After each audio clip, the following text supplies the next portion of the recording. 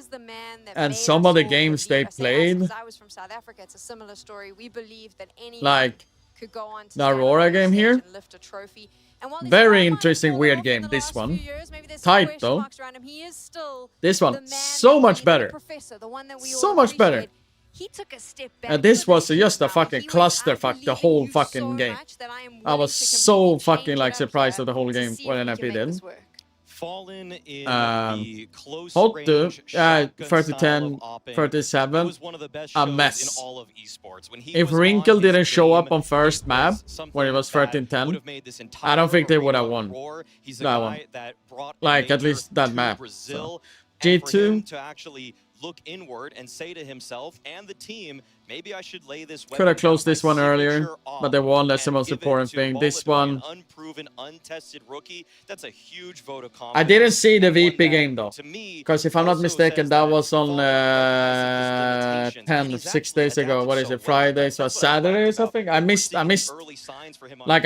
2 first days of PGL with the rifle in hand, and he said specifically because I had other obligations in life, real life. Trying to just pick up the double op whenever he possibly can. He's not trying to do what Cadian did and just mess the team up in terms of but it was a good CS. Try to relive the glory days. He's given and most of the times I looked at an AP, it's been I also know it's online and blah blah blah, whatever, you know, like Mongols. He played Gamer but Legion. These were like teams that were placing themselves within the top 10 of I mean, it is the same thing. I think it's like this as well, where it's like when I looked at an AP, duels on this team on the terrorist side, and he's won over half of his duels. That's like elite all of level them. entry numbers for most people. And I know it's only been a few series, but again, it was against Mongols, against Gamer Legion, in the Brazilian derbies, you know, up against skilled players like Insani. Some of these guys that you anticipate will be star players. Fallen has been able to keep pace with them. And will that hold? I don't know, but so far it's been pretty damn exciting. like overall, at least of the Portuguese players, right? There's like a fire underneath them that just makes you believe. I know it's a long time tournament. They haven't played LAN in or I mean, they were in Vegas, they were in London and so on. And Lund, they also lost Lund, was like questionable. The Swedish LAN. US, it was tied to some degree. They won it. That's good for VRS point. The Portuguese guys, I'm kind of disappointed in them. Are picking up on the fact that he said that. He said if they were going to actually make swaps on this team, I hope we will get there. So I'm not. So remember, when I'm sounding very rude or trying to flame, I could use the bad wording for it, but like this. I'm not trying to this. It's just because I want him to do better. For the upcoming generation of players on this team. But Shush, really fucking good. He's ridiculous personally. But I've been already saying that before when Shush and Testes were in Heroic, you know, the lineup last year and so on. I said so many times that people were like misunderstanding with Testes and Shush specifically, where it's like, I was like, they were the fucking pillar of that Heroic team. I was like, yes, everyone talked about Cadian, Stav and Yabi, you know, all the fucking time. But those two, the last two players in that Heroic lineup, the Danish ones, they were the pillar of the team. Then they went, you know, do the Dexter lineup, kick Sixan and Nerds. Like, yeah, it was a struggle in the beginning, and then like they start popping up much better after that, you know. And that's when it showed like how much they did for those teams, you know. Okay, Furia fan. Streaming Dallas as well. I haven't requested it yet. Maybe I'll do it soon. I don't know. Yakinda. The kid and Brian, if you're here, can you do a prediction? 10 minutes left. It never really happened. But now he's smiling. He looks healthier. He looks happier, and he's playing better. Was this the thing that we were missing? You needed to push him into a Brazilian team? I am bewildered by the top 10 team form that Yakindar has shown at this event. And another thing that I would say 15, not 10. Kind of interesting about this is kind of a trial for him and Furia. He's only on for 3 tournaments, but he already said after a couple BO3s with HLTV that he's thinking of just going full in at this point. Like, no reason to just keep trialing anymore because he's finding a home for himself already. And Yakindar, by the way, Yakindar upswing from whatever happened in Liquid there, and you're seeing Furia here. It started to seem like we are seeing an upswing from Yakindar again, and that is fucking amazing to see. And he's been their most aggressive player defensively besides Maladoy. And he I am very impressed with Furia by just the group play, and I'm very interested in next tournament. Awesome. Just another tool in the cabinet there for Fallen to direct with. But I think on everyone's minds, it's like the teams that you're really like everyone excited for is Space Clan with Simple. heard the Fury announcements? Which one of you went, lol, that's a mess? Dude, if anybody did believe, they're full of it. You know, it was a team that was Brazilian to the core. They brought in Yakindar after having a rough final year or so with Team Liquid. You got an Opper being plucked out of nowhere. People were critical about Ultimate getting picked up by Team Liquid because of how obscure he was. Maladoi's even more obscure than that. So I think you're fooling yourself if you thought they would be this good. But man, has it been fun to follow, I'll tell you that much. I mean, I have to concur. What do you think is going on with GL? I have no idea. I know they just went 0-3 here, and I don't know. I didn't watch those games. They went out so fast, and I missed that day when I was streaming PGL that I didn't see their game. So I don't even know what happened in the games. They lost. I'm honestly shocked that this team hit the ground running in the fashion that they did. Let's talk about that Brazilian core a little bit, because a couple of them remain. We've already mentioned Fallen, but let's talk about Yuri and Cacerado. Cacerado's been unfazed by these changes. He is still the guy. He is still very much a star player for this team. And Yuri, who has had to sacrifice so much for these new players on this team, he's taking basically all of Skulls' old roles. It's like the more passive extremity player, you know, playing a lot of anchor positions. This guy's delivering, and I think it's because he's not feeling the onus like it has to be on him. I think he gets to pick and choose his battles a little bit better. He can kind of come out in a more favorable trading position, and he has really lit on fire. Like, I think everybody on this Furia team, if you look at the entire lineup, their lowest rated players 1.08. They're all performing very, very well. On the other side, though, they now have to face off against MIBR. It is the Brazilian brawl. And of course, the question No, I'm just excited for FaZe. With simple. I'm just excited. Do I have any expectation or anything? No. They're not now. I'm just very excited to see what Karrigan is going to cook up with Simple. I am really just, yeah, excited. Personally, I think Pain's in a better shape, even though they didn't do well at this event. I blame that more down to the fact that they had to use their coaches as stand-in. But some of the roster moves for this MIBR team have not really worked out for them all too well. They themselves are on a 7 playoff drought. This is the first good tournament that they've had in quite some time. And I'm not sure if I'm necessarily buying this run just yet. I'm not sure if I'm really saying to us that, oh yeah, I'm going to see repeated success here. I'm liking a lot more what I'm seeing from Fury, which is why I would put Fury as the firm favorites in this matchup. Yeah, I feel like the only decisive win they really had was their win against Virtus Pro that got them to this stage. I agree with you 100%. You know, the Lukosi pickup has not blossomed as much as I had hoped it would. Safe has been a little bit hit or miss, if we're honest. Exit now taking back the in-game leader reins, but what he has done, despite some of those bumps in the road, is he has led this team to their first playoff appearance since EPL Season 20. That was in September of last year. That's a long time ago. So to see them finally make a playoff appearance is at least signs of growth, and at least they still have one guy they can rely on, and we all know who it is, and I think it's Insani. I think he has been one of the most prolific riflers from the Brazilian team in quite some time, and he does it in a very important role. He is one of the best entry fraggers that we have right now out of that country. He was one of the best entries, period, last year, in my opinion. And if you look at these numbers, even if his rating isn't as high as it was in the past, his entry impact is still just as high as it's ever been. And he's looked like he's kind of growing back up again in that Virtus Pro series. So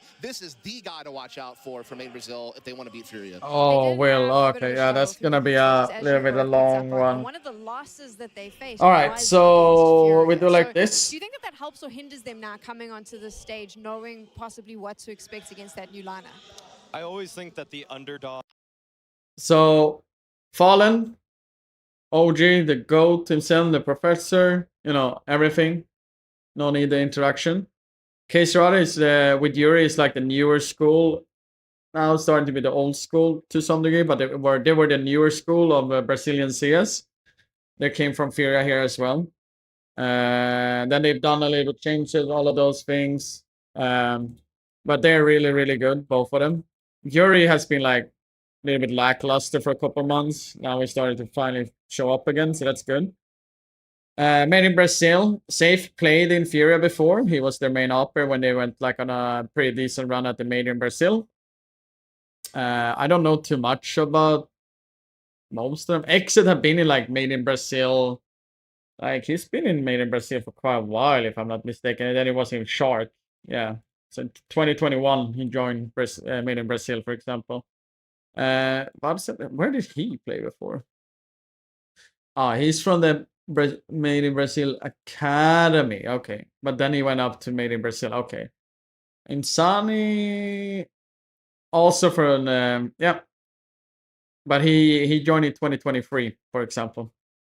Insani is one of the, exactly like Dust was saying, very impressive because he's also an entry fragger. And he does pretty good games. He does his job really, really well. Safe is their main upper, by the way, once again, like I said. So they're both for the fathers. Like, here's the X main upper. The upper right now, but here's the new upper. It's pretty big, and that was.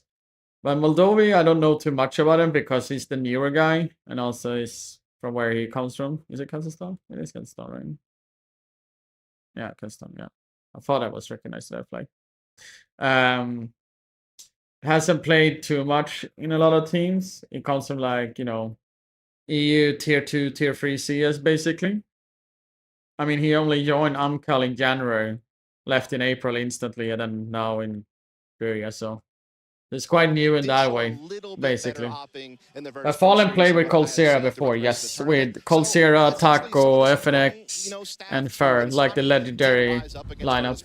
They will need that and much more, though, if they're going to contend against a Furia, where, again, every single player so far on that squad this tournament I don't know, has like, on point. I felt more impressed by Yuri and Yakimdar, and I mean, Fallen also popped off when he needed to, it felt like, especially as a rifler, I would say. And Will, one thing you got to remember, this is the first time in Fallen's whole career he's a rifler. He's always been an upper, an ideal. I did stream with him when they did announcement. We did stream a little bit, play a little bit, and he was playing well when I pugged with him a little bit while rifling. So he already showed me some proof that he's doing a pretty good job with it. To the playoffs there. Fallen's played in over 40, okay? This is a completely different battle than just playing a group stage. And yeah, the group stage match was close, but if there are fans cheering against you, and I have a strong assumption that there's going to be more Furia fans than MIBR fans wonder why now, yeah, wonder why. I think it's going to be pretty tough against a hostile crowd. Of course, yeah, that's the biggest thing. It's a hostile environment. It's not just your first time playing on a stage. It's you're going to get booed against. You're going to see Maladoy getting cheered every time he does anything. And so we will see how that creeps into their minds. I had a long conversation with DDK yesterday about this, about players rising to the challenge of an arena. So the argument is some arrive and it's their first time and they just play way better than you've ever seen them play, and others it can be almost, I suppose, strangling in a way that. But rifling is the bread and butter of CS to be good at CS, especially pro. You have to master rifle. Is it harder to branch out and be an opper, so like just to come back to rifling is easier? I mean, Fallen has a very long career. Played in 1.6 professionally and Crossfire, CS:GO, and all of those things. The fact that they had such balanced firepower in the Dead Island too. Oh, that's pretty cool. Well-rounded they are as a squad right now. It is a massive difference because remember, when you're a main opper and then you're a rifler you have so many different roles into rifling. Then as a rifler, you can be an entry, you can be alert, you can be a support, you can be whatever is necessary needed. And as an opper, you can have different roles inside of the opping role, but it's a little bit different than like a rifler, for example. It's still kind of the same, but not really. So seeing someone who has been a main opper for his whole career and then going to rifler, and we're not talking like 3-4 years of being, you know, an opper and that's it. And then swaps or something. We're talking a 10, 12, 13, potentially 15 years long career of being an opper. So it's a massive change for Fallen. Freya's doing it right now in the stadium. The crowd is getting hyped up, and I just keep thinking about how this must feel for Maladoy behind the scenes. We're not 100% sure if his parents are in the arena or his family, but this is his home city. What a moment this must be, and for all the fans as well to get to cheer on that Kazakhstan. Fallen, this event is 18 plus 108 in rating, by the way. Cherish forever that he will be able to tell, you know, future generations of his family that, hey, I got to play my first big LAN in the city that I live in. I got to represent my country, and very likely I got to push them further than they've been in a very long time. Yeah, and the first big LAN arena event in Kazakhstan, period, in Counter-Strike. So I mean, Monesi looked up a lot to Simple, so it makes sense. A lot of takes he does, etc. like that. How is the device looking like? See, chat. See, it's getting there. It's getting there. and Fury You can even see me in the background here. His confidence about him. Again, Where's we my mentioned hand? he's a Can very my hand aggressive get operator. up? Sometimes Hello? they get put in environments like this, they get a little bit timid, they get a little bit tempered, they don't go for the big plays as much as they No? used to. But we Do I saw need to him do throughout like the group this? stage really be that guy. Even though Here this it is his is. first time playing against big level teams, You see with the hand obviously there? this new roster around him, if he can maintain that composure on the stage, it'll be very exciting. It will be very exciting, and it is time to get even more excited because we get to introduce the teams now to the stage. James is ready with them. Astana, how we doing?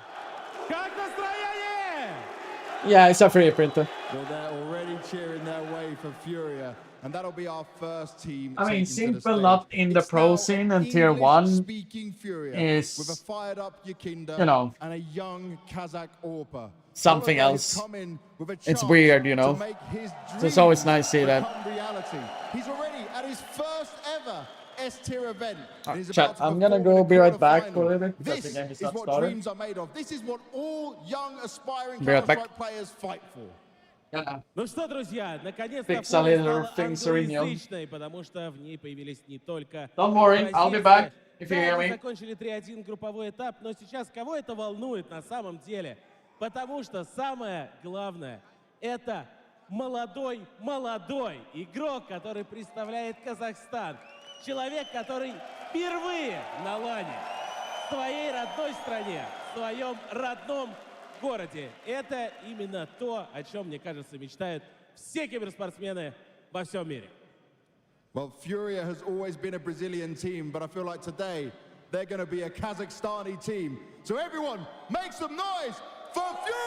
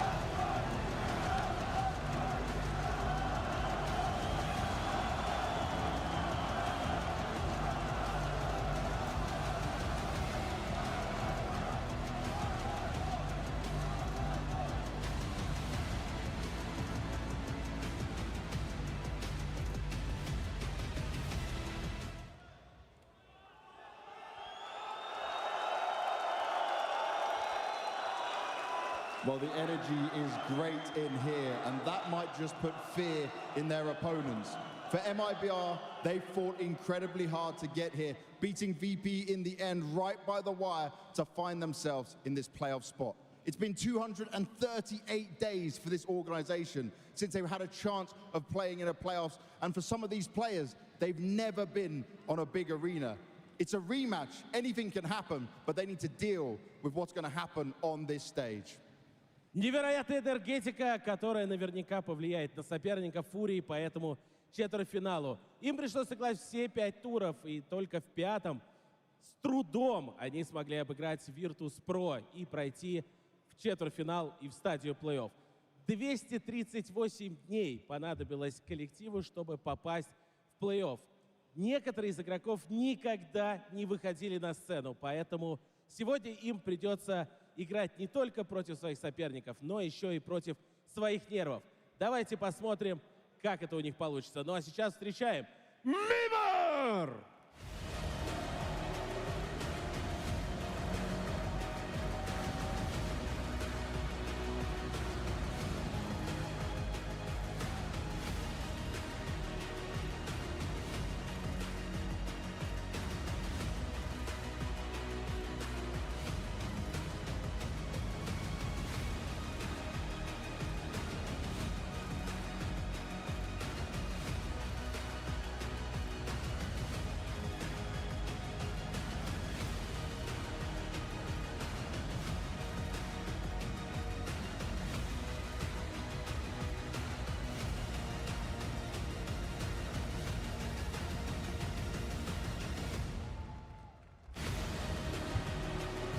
Good, they haven't started. That means I can go to the toilet still.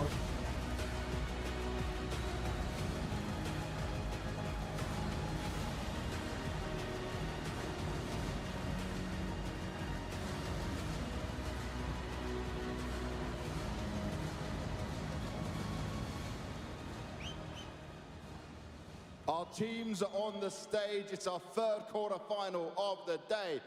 Astana, you with us? Да вроде все поняли, но давайте еще на всякий случай. Третий четвертьфинал. Астана в Астане! All right, let's get our players with us here. Exit, come join me. Molodoy, come join us up here. The rest of the team can take the seats. Exit, I'll start with you because 4 years of being on MIBR, you've been fighting many different versions of this team, but you make it to a big arena playoff. What's the feeling now you're stood here? I'm so happy. It's going to be a good match, and I'm hoping to win this match, and let's see. Exit, 4 года ты уже в МИБР, и были разные составы, и вот наконец-то дошли до стадии плей-офф. Каково это ощущать себя наконец-то здесь? По ощущениям потрясающие. Надеюсь, что нас ждет отличный матч. Посмотрим, кто победит. Go on, guys! Now they do have a local hero on their team, and the crowd certainly is in their favor. But what did you talk about with the team ahead of playing on this stage and trying to deal with all of this? Because it's a whole different beast up here, man. Yeah, we're expecting to play against the crowds, of course, because they are going to cheer for Molodoy. But we're going to play our game. We're going to focus on our game, our communication, and that's it. Nice. Вопрос звучал так. Каково это, как вы готовились к тому, что в плей-офф вы, скорее всего, будете играть против не только команды Фурия, но и против всего стадиона? Ребята готовились к этому, обсуждали, и они понимают, что вы, наши дорогие зрители, будете поддерживать другую команду в этом четвертьфинале, но они постараются максимально показать лучшую игру. Now, Molodoy.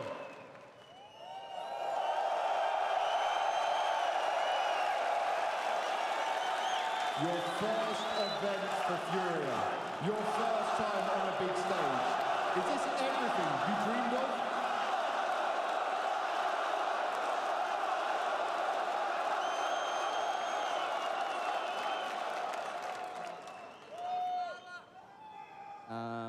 Всем спасибо, кто пришел.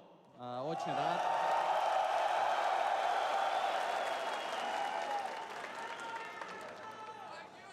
Я очень рад, что Казахстан это та страна, в которой поддерживают свой народ. Это во-первых. Во-вторых, спасибо всем еще раз, кто пришел.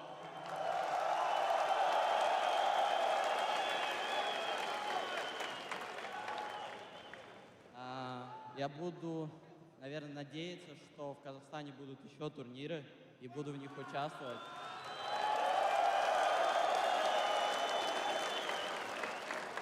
А так, увидимся в игре. Алга Фурия, Алга Казахстан. Okay, thanks everyone for coming. I'm very happy that this event takes part in Kazakhstan, and I hope that there will be many other tournaments, and I will be the part of it. And now we will see in the game who's better. We will, and if he keeps this confidence going, it'll be a great game to watch. It's one for all of us to enjoy here, so shake hands, fist bump, get yourself ready for this one. They're doing it for us. They're doing it for us.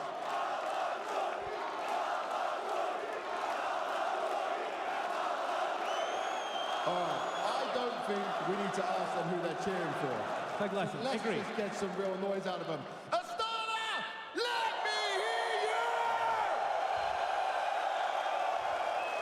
Ну и давайте еще немножко поддержим Молодой!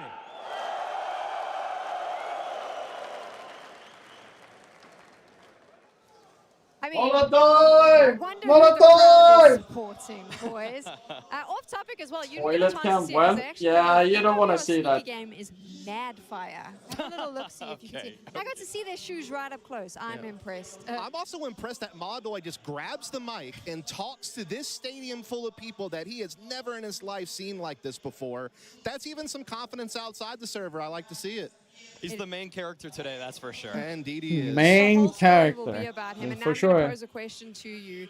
If for That's whatever your toilet reason pick? this becomes a Huh? little bit overwhelming in game for him What and the he hell? does fall off, is it going to be a huge catastrophe for Furia, or do you think they'll be fine? Furia have a massive safety net in the form of the Brazilian core that was already standing before the roster moves, and the fact that they have a reinvigorated Yakindar. They have that man right there who's talking to him in the huddle, who has been here and done that for many, many years. He has hoisted many trophies. He has dealt with a lot of pressure, and he will be there to catch Maladoy if he falls, but I don't think he will. He has shown us so much already. I anticipate that he will play very well today. We've seen these teams meet up in the group stages. We know that the veto played a big role in that. We're about to see the veto now. Let's figure out how this plays out, gents.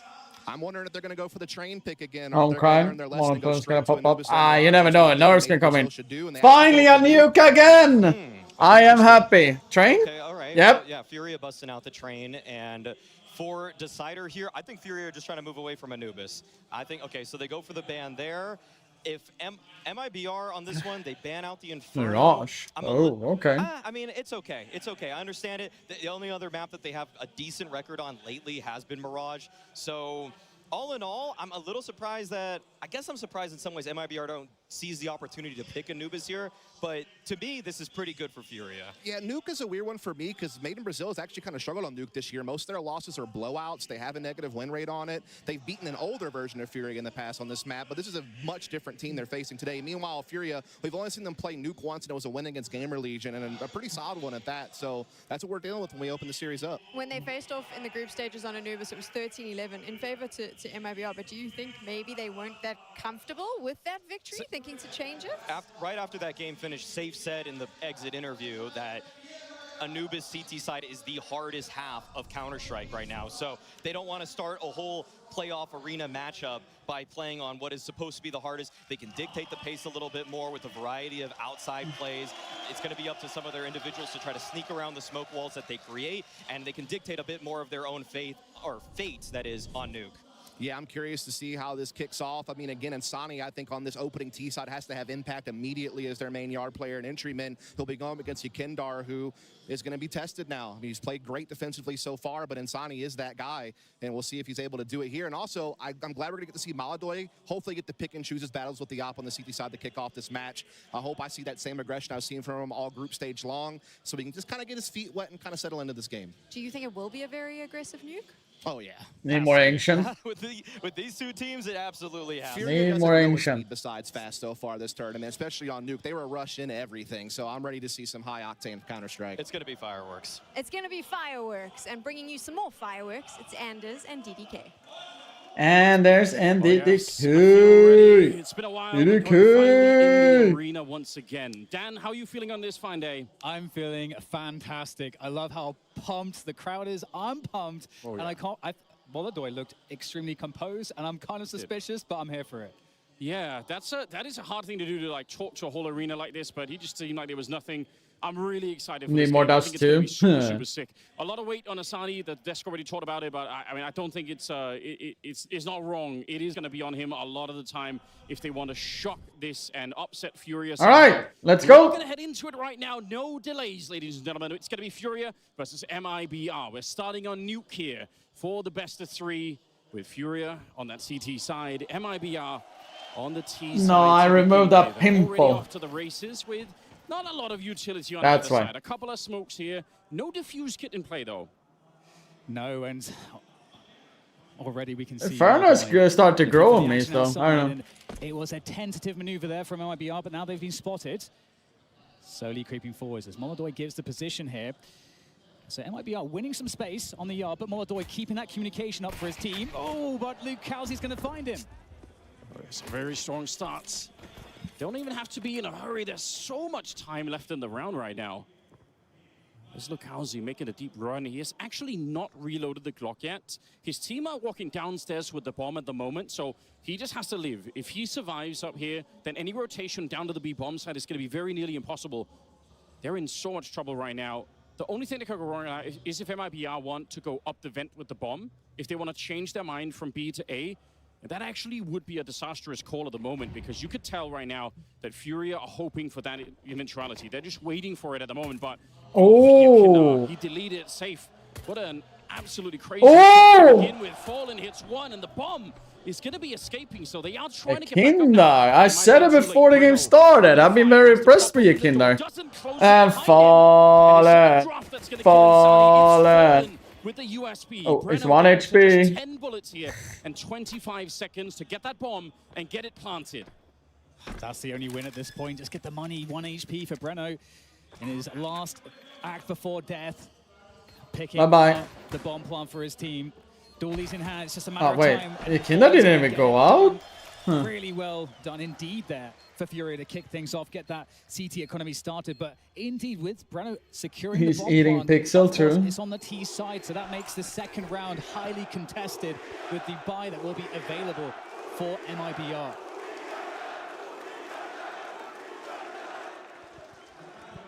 Well, they love it already. They're already into it. I think this round, weirdly, so much of it probably did unfortunately come down to whether or not that door was open or closed. I know it sounds a bit ridiculous, but if they actually had managed to close the door behind them, then it would have been a 2v2 probably with the bomb planted and a bit of an interesting, or maybe a 2v3, but still, there was a big opportunity there. But also for Furia, holding that A bomb site, never really over-rotating. I think it shows you that they feel very comfortable, very confident at the start of the game here. They don't really need to hurry and do anything crazy. They trust in Yakindar down below. They're going to have 3 MP9s and 2 M4s going into I'm ashamed for falling. And for MIBR, it's just the 1 hero AK. Oh. Patiently. Oh, that's a clean one. Furia not looking to. That's a clean one, Will. So they might be waiting a moment longer. But in a round like this, if you're Furia, you just need to keep tabs. Ensure the info's there. And the hero AK on Lucauzi now looking for that opening pick towards ramp, but ramp has been given. So this is great territory to find, but it is by design here. Molodoy, he's going to spot this, sees a lot of players in that ramp position, but again, oh, nice nade. They are just locking them in right now, Furia. They've got the tabs, but that's the opening that was being sought for. Good stuff from Lucauzi. Yeah, in spite of the fact that he'd actually ducked quite far away, he was playing it somewhat safely. It just never really occurred to Molodoy that someone could have been walking up that far in towards his position. Or Lucauzi, they're going to be allowed to pick up an M4. It's still a fairly safe round right now, but it could go wrong very fast. I see Dancy start to cry here. Oh no, don't rush too much. But that is it. Everyone else will die as soon as they get hit by anything here. Fight breaks. Oh no. Position. We're down to 20 seconds They right now. lost double and trying to now. get close to the site. Yuri's going to call it out, saying they're already sneaking down below. What do? Exit is down next. They're going to have to try and plant B right now. Lucauzi closing the door, but it doesn't matter. Yuri just has to open it and kill one person. Stopping the bomb plant. Oh, but he doesn't do so it. Unlucky. He gets a little bit ahead of himself. He had one job, and that was to stop the bomb plant. That would have won the round instantly. And instead, he got a bit distracted. And now Fallen and Queso Rato at a very awkward position. How do they retake this one? They don't have the kits at the moment. Going to be seeing if they can flash their way in towards the site, but that bomb's already ticking now. And the rifle's recovered here, making it very tricky. Fallen's going to get shot in the knees. And that leaves only Queso Rato. 1 versus 3, but he already knows the round has slipped out of their hands. MIBR with a shocking return early on this nuke game. Now, this can happen, certainly, when you give the other team a bit too much respect, perhaps, a bit too much space. Have a good one, Thompson, okay? Take it easy. For the spot into the ramp position, he got the information. But you know what they're looking for? Obviously, they either have to rush into the lower site at that point, rush out through the ladder room, or they are looking for a pick. There's only so many options that they have, and it seemed like Furia didn't create a plan to deal with it, and they were on the receiving end. I was thinking crazy if there's one in Europe near me, I might go to this one when never been. Finding these picks, creating the space. So it feels like too reactive of a round from Furia after the initial phase. So we'll see if that's something they can remedy. But going forward here, the buy is not the best as they put 3 players outside, but it's a fast upper coming in here. Now for MIBR straight down vent though. I love it. You mean where is that tournament? Some real speed behind this round, hoping they can shock Furia. The desk already said it. It was going to be a fast game here on Nuke, and it absolutely is. Insani's gone down, but in the meantime, Safe has managed to pick up Yakindar. 4 versus 4. Second, nice shot out of Breno. I think he's someone that has to step it up in this game for MIBR to even have a bit of a chance here. Safe, awkward fight. He doesn't really have to stick around. That's going to give over an AK. Now, they're not going to be able to recover the round, but still, if you steal some of these away for Furia, even if you lose the round, it's something. Cologne is pretty soon. Make it a little bit better, even as you lose the round. Yeah, certainly the case. The next major is in Budapest, end of the year. We'll see, though, given the amount Germany, of time right? Yeah. that MIBR have left in the rounds. They've already clocked Of course. that Fury are going to try to save these AKs and these weapons. So you can see the hunts on, Breno checking the ramp. But Cologne is sort of every year now. Yeah. Find anybody. It's been since 2015, so. MP9. So it's been a staple like that. And the Des said it, that aggressive pace coming out from MIBR has certainly yielded some results here early for them. And if they manage to continue that success, it's going to start to feel like very oppressive, and Fury are going to struggle more and more to get into the game. So I want to see for them getting aggressive and finding a play where they're taking initiative. Which, honestly, with the kind of bout that you have here, it's the round where you want to do it in. The only issue is it might also be the most obvious round that you're doing it, which means MIBR are probably going to be a lot more ready for it. So yes, you want to do it with MP9s and FAMAS and just a 5-7. Like, it's so nice to push and run in with those weapons. But again, it might be so obvious that you're sort of playing into that expectation on the MIBR side. Molodoy up here, that could have been a really interesting spray down. Would that he have committed to it, but it's not going to be happening. Shoot. Looking right through Yakindar. I don't know how, but he does find it. The mad spray through the smoke. They don't. Molodoy with 0-2 though. Needs to step up. On Queserato, and he was down below. Is there way too much pasta? Wait, you ate pasta? The rest of us ate kebab. We were one unit here for a while. Surely making their way forward. Queserato, a bit of an interesting off angle. Now he's going to see the shadow on the ground, which is why you want to play here. Insani making the turn. Oh, that's a nice sort of trade there, but Queserato thought he had an opportunity maybe to do a little bit more than that. Yuri at range. The bomb should at a minimum be planted here. Okay, the retake for Furia. Everyone, well, most from ramp here, as they try to creep forward. Safe might be a very dangerous man in this one. Teammates there to bait. Breno moving over to control. It's going to need to be the perfect sequence of kills here for MIBR as Furia start to scale forward. They're moving fast now. Yakindar with the first opening, Fallen finding Safe. They are going down one by one. Just Breno left now. All right. Is to find. This is looking incredibly difficult. And Fallen. Find that shot. Silences Breno. 7-1 Fallen. 10 out of 10, by the way. 10 out of 10. Right back into this one real quick. Change the title. Title should be correct. The crowd here in Astana are behind that one. Fallen with a 7-1 scoreline to begin this one. And the GOAT is a rifler now. It was just a little bit more relaxed. They pick up a couple of players, and then the retake is looking so good here. From pizza to kebab. 5-7 work. Fallen. They steal how many? 4 AKs back. This is a pivotal round. It is Pizza Friday though. Early on, round number 5. We'll have AKs on the MIBR side, but it's such a tug of war at the beginning here. It'll be very interesting. Like, whoever wins this battle of the economy early on will have such a nice boost at the start of the round. I totally agree. It's going to be a pivotal one. There's no doubt about that. And we have MIBR looking to turn themselves straight to this upper site. The timing not felt there by Furia, completely caught by that flash play. And now this upper site control. Furia are in damage control mode once again with the bomb now getting planted and a full 5-man setup in the upper site. This looks dangerous for Furia once again. Yeah, they've already made the choice. It's already been called out. Kind of a shame, I think. But I think it's so early on, maybe they don't want to do too many wild things here. I'm looking at the smoke and the diffuse kit there on Furia. I think the reason they're calling the save is not so much because it's a 4-on-5 or the lack of utility, it's the 3 AKs. It's the potential to throw away those guns that you won't be able to repurchase. And again, I think it's just an indication of how strong the rifle is that otherwise I'm pretty sure Furia probably would have tried, like they would have stuck around. Not going to be happening. 3 rounds now on MIBR. And I am ambassador for Monster Energy, and they were sponsoring ESL DreamHack for a while. They don't anymore. Certainly, yeah. So there's a way less chance that I will be at Cologne then. If not, I mean, I feel BenQ sends me there or another company, I don't know. It's been something that we've seen So as a consistent good thread feeling when you buy in the morning stand and 2 slices of pizza and they're still hot.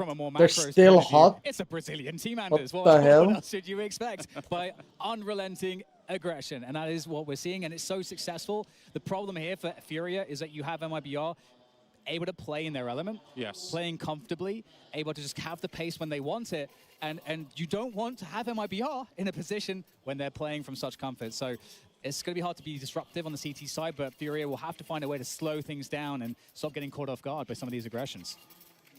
Well, one of the tools that they're going to have is finally that AWP on Molodoi, and the desk we're talking about it. If he can find a bit of comfort in the yard and just kind of get himself in. He's got no kills just yet. The speed looks like it's almost going to continue there. Good counter utility, but Lucauzi ready to catch Fallen. He was just not at all aware that that could have been an opportunity, so ends up going down. A big question right now is if the hometown hero, look at what he's doing. He can't on scope right now. It's going to give the audio away, so positioned on the corner and waiting for an opportunity to strike. It's going to be a while before anyone really shows up, but if he gets that kill, that's going to be huge for the round. They might be looking to go for the pressure there as well. We might get something here. Save! Peeks into Molodoi. Damn, every frag. Are they gonna sit the scream like that? Feel good. Now the move outside. What a timing found by Yakindar as well.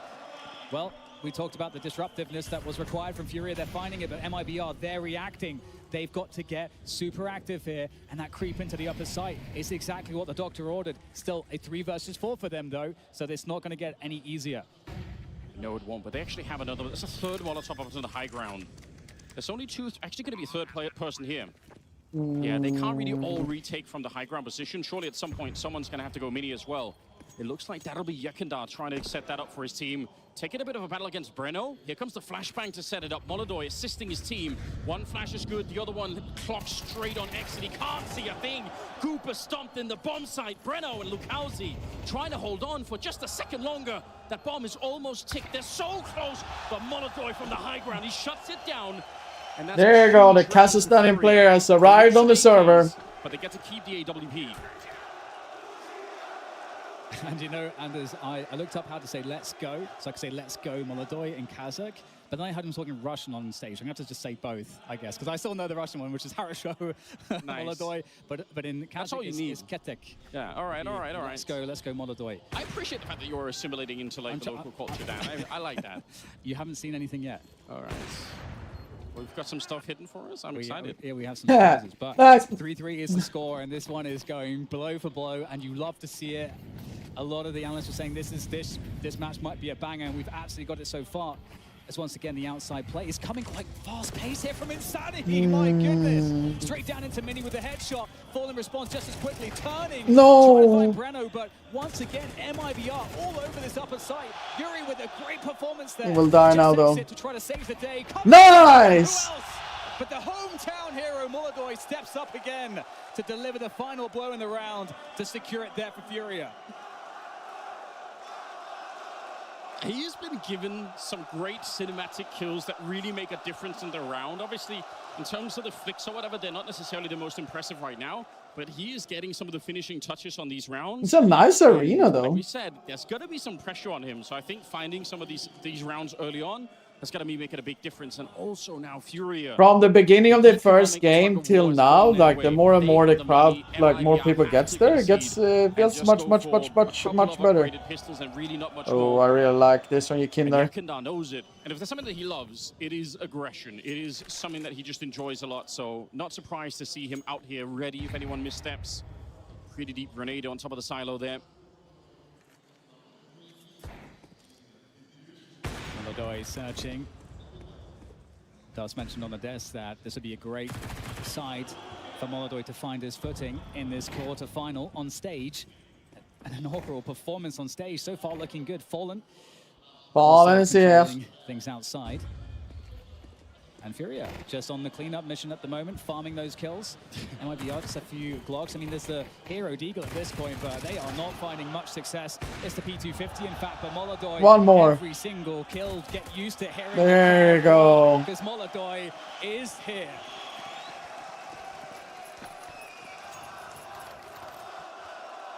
It's so crazy to imagine, you know, a player like Fallen, who's so deep in his career. He's been on these stages so many times, and then you've got someone like Molodoy, who's, you know, sitting not that far from him on the stage, but, you know, for him, it's a brand new experience. Although he does look like he's totally chilled out, like it just doesn't mean anything. And oh yeah, oh yeah. Maybe it's just the aura of sitting next to Fallen. You know, you're going to be in good hands from like a leadership perspective. Yeah, you couldn't really. Find Yeah, we still miss the feeling of playing in front of the crowd all the time.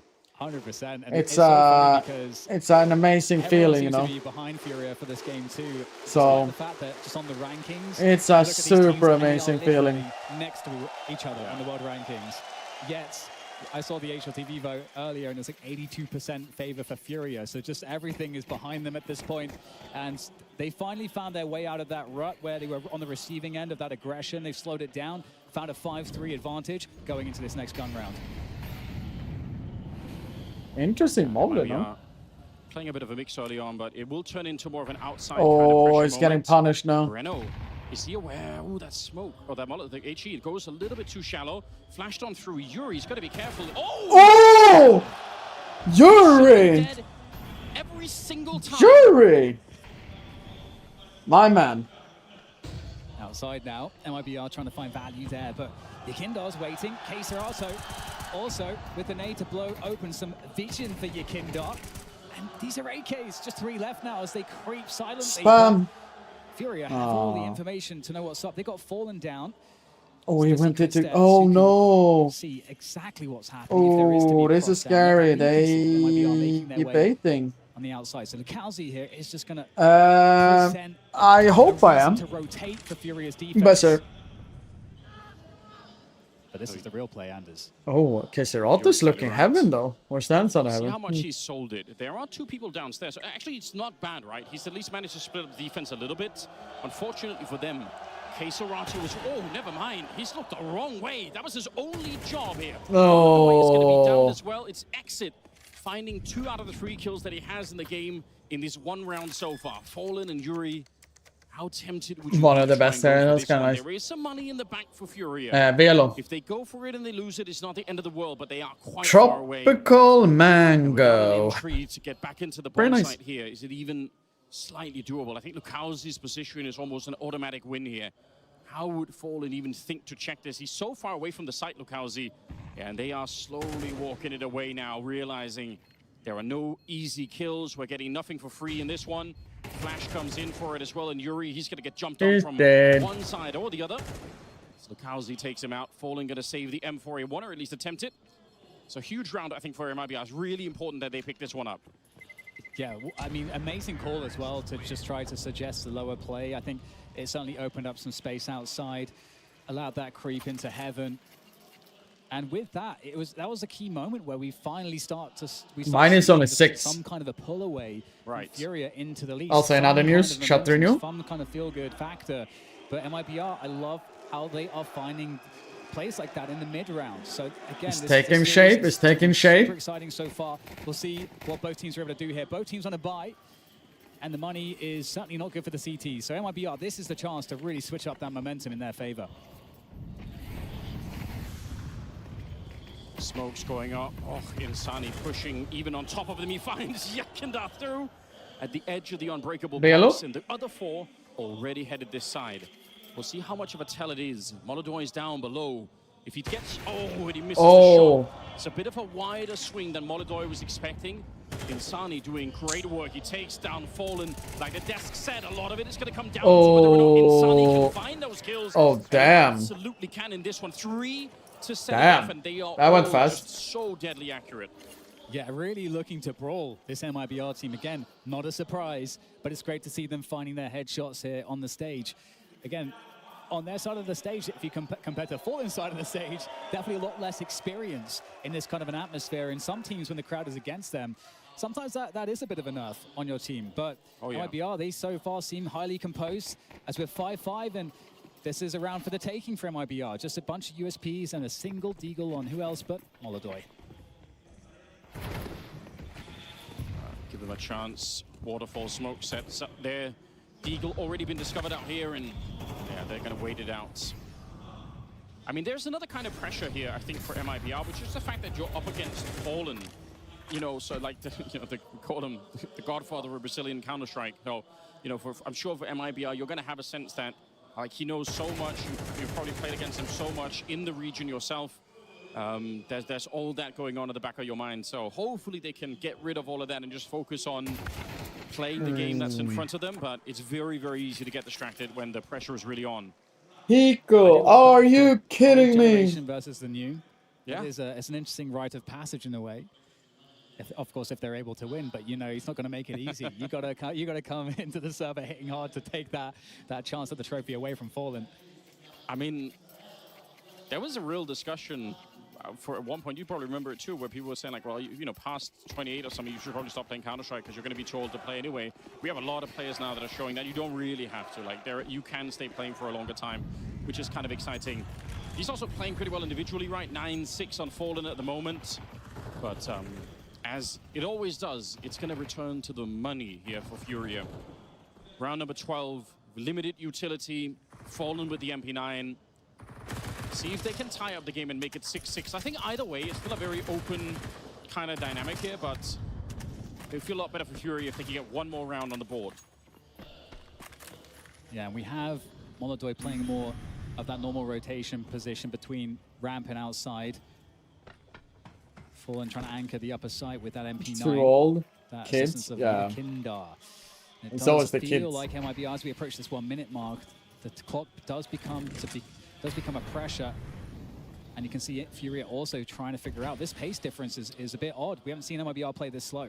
I think also this is going to be the one round where we actually see the split through mini. I don't think there's any reason for them to go downstairs right now. They might put a little bit of pressure on ramp. Ooh, they are. Or at least they're checking this out. Kesa goes good down trade inside though. with an important shot, and Yakindar out here is going to be careful with that AWP on the other side. If he had more bullets, I think Safe would have already been dead. 35 seconds. Oh, for and sure. He was dead if he had bullet. That is very interesting. Let's see if this is enough to stop them. Yakindar swings as wide as you possibly could and does get taken down, but Molodoi, could he be the hero once again? That's the ball! There it is. Way past at all. It's Mollet. Shot down in the sky. He smokes it. 14 seconds as they try and get Fallen! Let's go! Get the same experience by the hands of the M4. There we go. The Kazakhstani on the stage, Woo! saving Furia to get one more round on the board here at the end of the half. You couldn't have written this any better. So sick. And the crazy thing too is if you are Molodoi, you are going to be well aware that anytime you connect a shot, especially on the AWP, you're going to hear a roar from the crowd. It's just impossible for that not to enter your head. So to see the focus, the composure there from him as he lands incredibly important shots back to back. I'm the oldest CS fan. These retired players are taking younger than me. On the newcomers to any stage. Of course. But if we add the context Fair. of the fact that we're in the hometown of Molodoi, it just gets to another level entirely on that conversation. Yeah, and those shots were not easy to hit, right? He's hit a couple of ones that were a little bit on the light end, but the flick here towards the end of drop exit in the middle of the jump, that is very, very hard to do. And it's also great to see in that particular 2v3 clutch that for Furia, you've got the combo of both Fallen and Molodoi there, kind of both doing work on either end. You know, Fallen hit just a very important like one-way spray there to prevent the bomb carrier from getting a plant sooner. There it is on screen right there. That's really important. Not always easy with the M4, to be honest, to hit those. M4A1, I should say. 6-6. Well, look at the Molotovs. Furia, they have so much that they're going to execute from the roof on the other side. They've already burned out the hut here, but look, Housie, he is sitting on the door.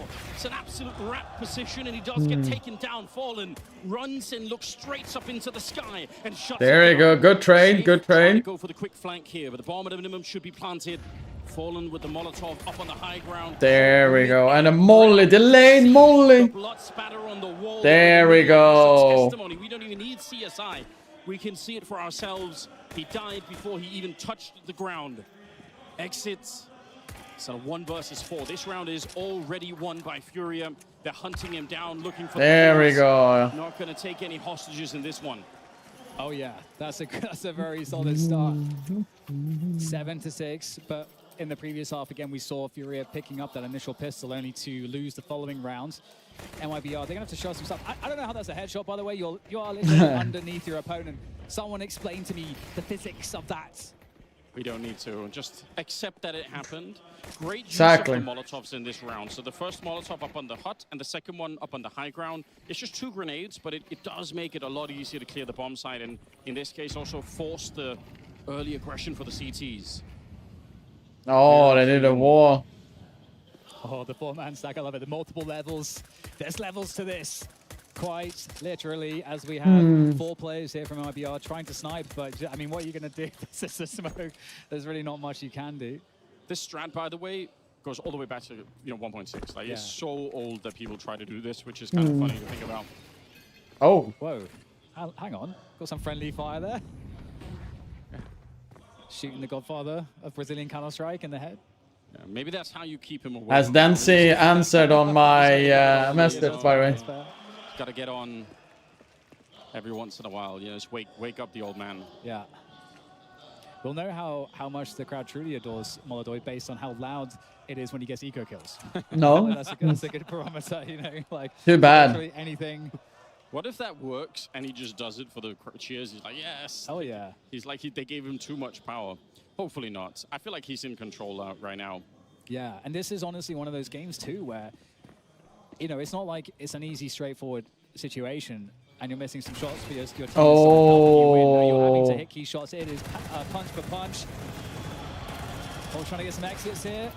Oh. All right, okay, a couple of kills coming through. Asani trying to just go for one last That's drive. a really good A anti-eco, couple of though, kills, to at be least keep honest. the economy somewhat honest. Always good. Maybe he doesn't know it's for him. I mean, he wrote greatness. Stadium definitely fill up a little bit more here as we get later into the evening. Also, of course, we've got Spirit coming last match. Yes. So that's going to certainly fill up the stadium even more. That's going to be super interesting. I'm very curious. Obviously, might be a one-sided game, but we don't know yet. 2-round lead at the moment. First real buy round coming up here for MIBR. But they are going to be lacking a lot right now, so it makes sense what Fury are doing at the moment, playing it a little bit slowly, because these early grenades that are coming in from the CT side, there won't be many more to follow them up. You could already see we're down to 3 smokes and 1 incendiary here, so they can set up the wall outside, or just throw the mini smoke if that's what they're interested in. All right, did have another one set up for it, so double smoke once again. It's Breno in position here. The spray that is so close to connecting. Molodoi, he's going to go down, but Keiserato with a fine return, and Breno staying on the ramp. Keiserato. Yeah. Problem is, if he gets that kill, he's still getting traded. Oh, But oh, we'll see oh. what else can happen here. Sunny Fallen. also goes for the hero play. The solo Fallen. piece. You are Fallen. committed, if you're MIBR, to make these hero plays. You've lost too many players. Akalzi has had a fairly good first half, but it really is a lot different when you're on the CT side. I think especially for MIBR, where I feel like they get plus 10% headshots when they can just, you know, be pressing W. And now That was fine watch. more reactively. Right. And it's and that's not a style that on the CT side you have to. Some people in the CS try to community. win positionally, win off the util, win off the team play and communication. It's much more important. I'm pretty proud that I can Especially still Fury are walk going to be playing around Sorta. slowly at the start like that, because if you do play aggressively, they are just Oh, waiting for you on the no. other side. So big nets.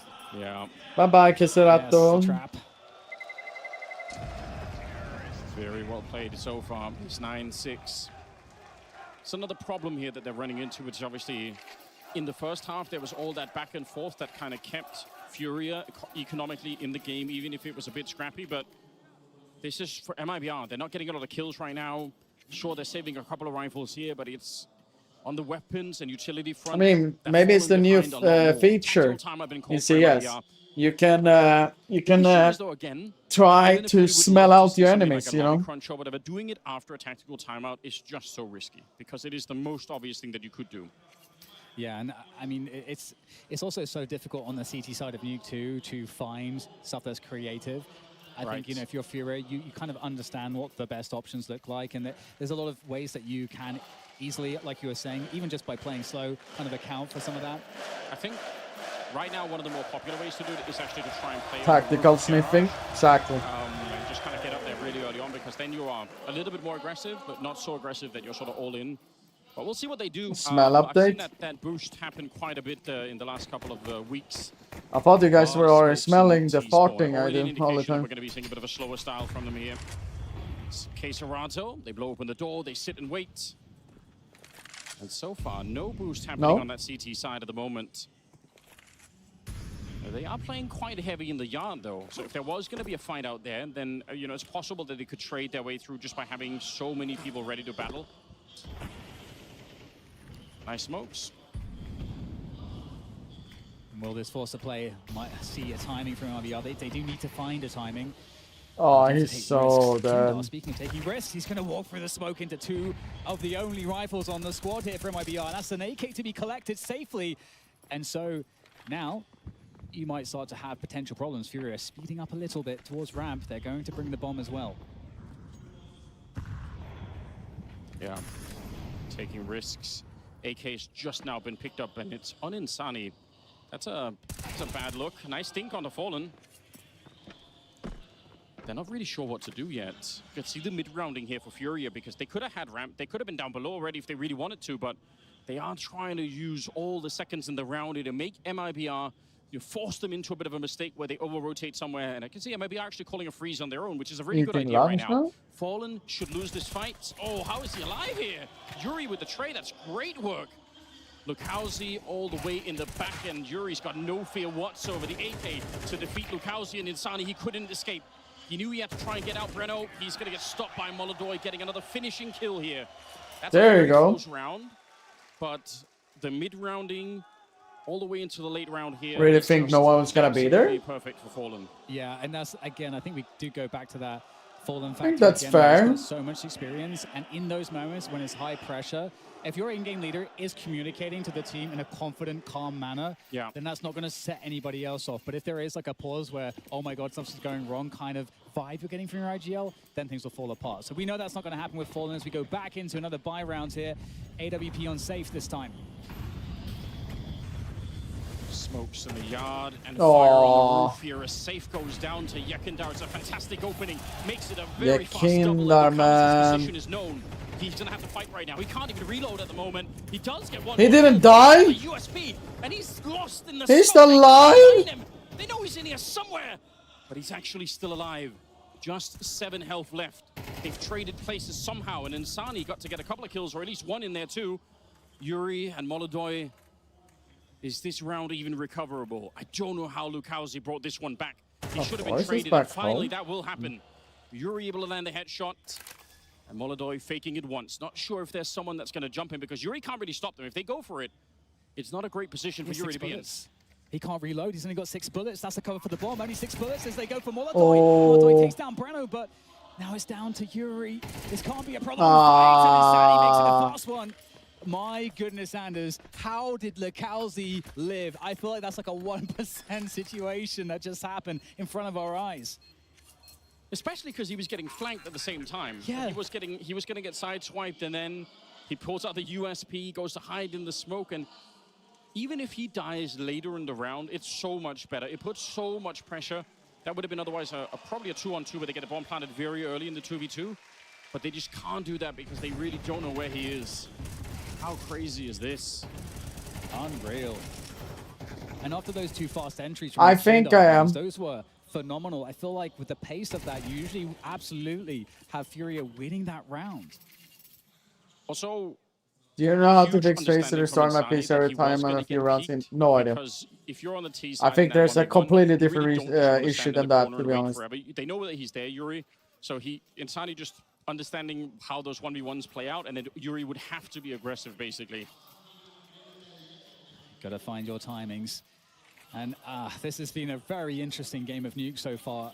There's a lot of twists and turns that you don't expect, and with that round from MIBR, They really are going to be back in this one, but again, we're on a round where the economy, everything's been spent for both teams, so this is going to be huge into getting MIBR back if they can secure it. Previously, Safe tried to peek the hut with the AWP, got shut down. Now he's on the outside looking for value.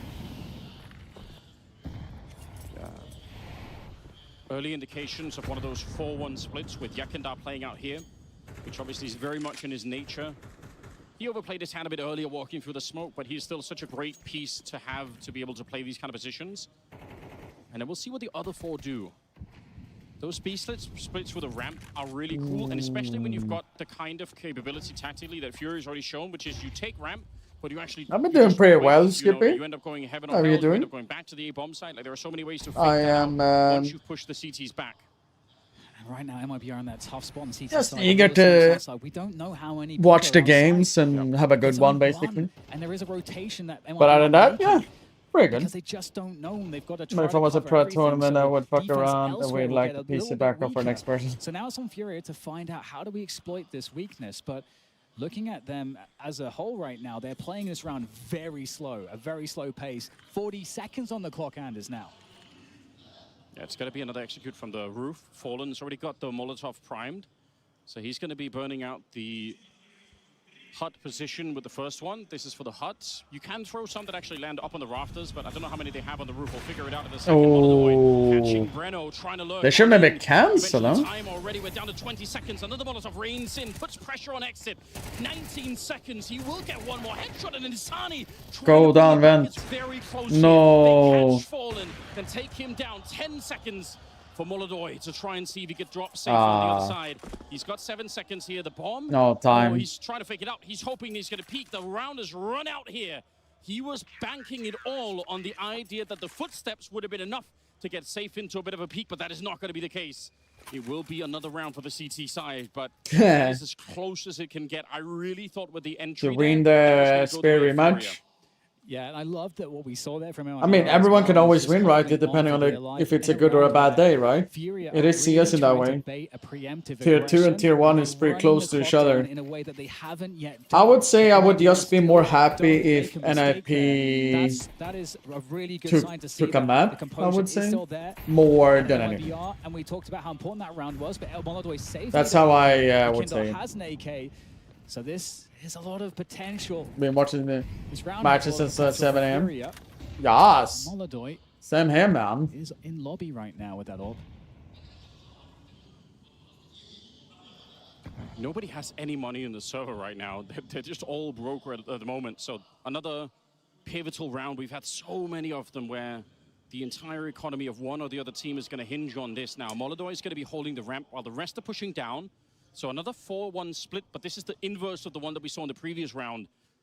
And if they take down Lukowski, well, he does have a bit of backup actually, but still, the question becomes who wins this fight. I think the whole round hinges on it. Shadow already shown Lukowski. The spray is so good. And with Insani there to follow it up, though. it couldn't have been any better. Keserato looking to jiggle it out here. He really wants to fight for the Tech 9, but The classic jump around the corner, man. We'll get the job done. Classic on one. his own, so Classic He had one. the orb saved, so they might just go for the hunt here. That's a good point. They could. That's the only thing that will really be on the Furia side for the next round. And it's quite predictable where he actually has to be. If he's not outside, he has to be hiding in T-spawn. However, this is probably one of the better spots for an AWP, but MIBR, they don't have money to throw away, really. So this is kind of sketchy. You want to go for it, but honestly, it's hard to justify. I think MIBR need to prioritize their own economy, but they might invest one, but I think they would surely die. Molodoy, he's got a very narrow alleyway here to shoot down. Flash up high. Are they really going for this, Anders? They are. Yeah, they absolutely are. They want to take it away, and I think they will be successful as well. Nice shot onto Breno here, but it's another jumping MP9. Wow, acceptable losses. Only losing one there. That's actually a huge win for MIBR. That's not a weapon that can be repurchased. And not only that, it's not even about repurchasing it. It's a round where Fury don't have very much. Norp would have gone such a long way in at least facilitating a couple more kills, getting some outside control. You could do so much with that. So that's a massive play from Furia, or MIBR. Look at the buy, though. They've actually gone for it. Armor and Tech 9s and a lot of utility. This just looks like an A-pop. Let's see how quick they're going to be able to be. Counter grenades coming down. Early Molotov. Oh, what a nice shot. Lukowski getting warmed up now. They do need him. Him and Insani both. The spray is immaculate. Fallen goes down. I don't think Lukowski could even see that last player. He was just shooting him blind. Jury and Molodoi, they need to do some damage here. Even if they come in the round, you can't let MIBR equalize the scoreline and keep everything alive here. That's too much. Yeah, this is really painful. I think especially in a round like this, a part of the money calculation is that you guarantee a bomb plant. You probably don't expect to win the round, but you want to guarantee a bomb plant, but they've not been able to make any progress. This upper site has been a fortress, I think, as we see MIBR defending it no matter what time and again. There's Save coming online there for that kill against Molodoi, up against, well, Pistol. Nice kill, though. Nice cheeky P250 kill, an honest P250 kill. And we'll see nice the kill. round awarded to MIBR, as it feels like they are the most comfortable they've been so far in this matchup, going into this next one. I really think so. I think it was back in Pro League when they played Nuke last, and it was like 13-9 victory for MIBR. Obviously slightly different lineups, but still, you know, there's some history between the two organizations to mess around on. And MIBR, I agree, they look very comfortable right now. Obviously, no bomb plant allowed, Force. You don't get the extra bonus. They will have the AK on Caserato, and see if we can. Bum, Produce ba-da-da, bum, ba-da-da, forward through the bum, smoke, ba-da-da. and Breno could get caught off guard here. The spray is actually not that bad for Breno. At least he doesn't die for nothing. That's the most important part of this one. Insani, absolutely no fear in his game, but maybe there should have been. But all right, was hunting him down, and he gets dropped. 3 versus 4 now. A 1-man advantage for Furia. The problem now is the mid-rounding that's possible is crazy. You've got rotation down lower. Lukowski's been spotted. So that is further confirmation that Furia could probably expect that, hey, they are down and they might be going through the vents to upper. So it's a bluff here. They're going to go re-enter the lower bomb side. What okay, there for the what's happening this round now? Lukowski needs a massive performance. That's a great headshot to find. A bit of damage confirmed. Pretty decent tag there, though. There's more to find. And it's Furia to take the headshot there to get rid of the pest that was Lukowski on that lower site. But now Safe comes in, an unlikely 1v3, but we'll see what he can find. Yeah, he feels like he has to give it a bit of a shot here. Molodoi still back there. He's finally going to go down. But already 2 kills in the round was enough to get him. He's still scared, though. They don't have armor or anything. If he can get what another one, Blaine? has them incendiary to try and do the rest, or he could throw the incendiary early into that shadow position in front of him. Oh, he's going to use the wrong spot. And I think now he's got no more tools really to get back into this one. I think, and he's realized as much. They're not going to give him an easy fight. He'll have to back on out Furia up to that is no point. Wow. Yeah, you could see it happening. Depending on where the other player is, that changes which kind of 50-50 side you're going to be playing. So, you know, we had the left side, and then that's going to pair up with Decon, and, you know, it would be control room for the other side. So like you say, Anders, he's guessing. You know, and it would tell him like where the other guy is if he finds that first. So there was certainly potential there. It's very interesting how helpful Util can be in those spots, but a wrong guess, and that's 11-10 for Furia. I like that we're bringing the future Counter-Strike pros into the stadium really early on. You know, like bringing the babies. Bro, one in life. You know, get him stage ready for the next generation. You know, that's sick. It's got to be done. Timeout used. The last one for MIBR. 11-10. How do you predict who wins now? I know, it's just so many twists and turns. We said it, they looked comfortable, MIBR, and we said that in part GP experts around here? Furia's kind of defaults and the strats. I have no idea, to be honest. Rounds. I mean, this is not a full gun round, so you know we can't really classify it the same way. MIBR have handled the gun round playbook pretty well. So now, again, we're in another spot where nobody has money. Yeah, very, very uncomfortable right here. Insani going to be playing on the other side of the smoke wall. They checked this before, Furia, but all it takes is one mistake, one lapse of judgment. You don't Molotov it, you don't check revert to previous drivers. That's probably true, right? There are 3 people coming his way with the bomb, not quite leading it. Yakindar trying to check it early on here, but the follow-up is just fine. You will take that if you're on the Furia side, but this is different. Lukowski gets the first one, and he knows that the bomb must be here as well. So great information for MIBR, and they have the 1-man advantage. Jump now, such a long spray. How did that fight last so long? Exit ends up going down, and suddenly we're right back. It's safe. Finding Caserato, Fallen and Yuri left. You'd love to see it. That's such an active play there from Safe.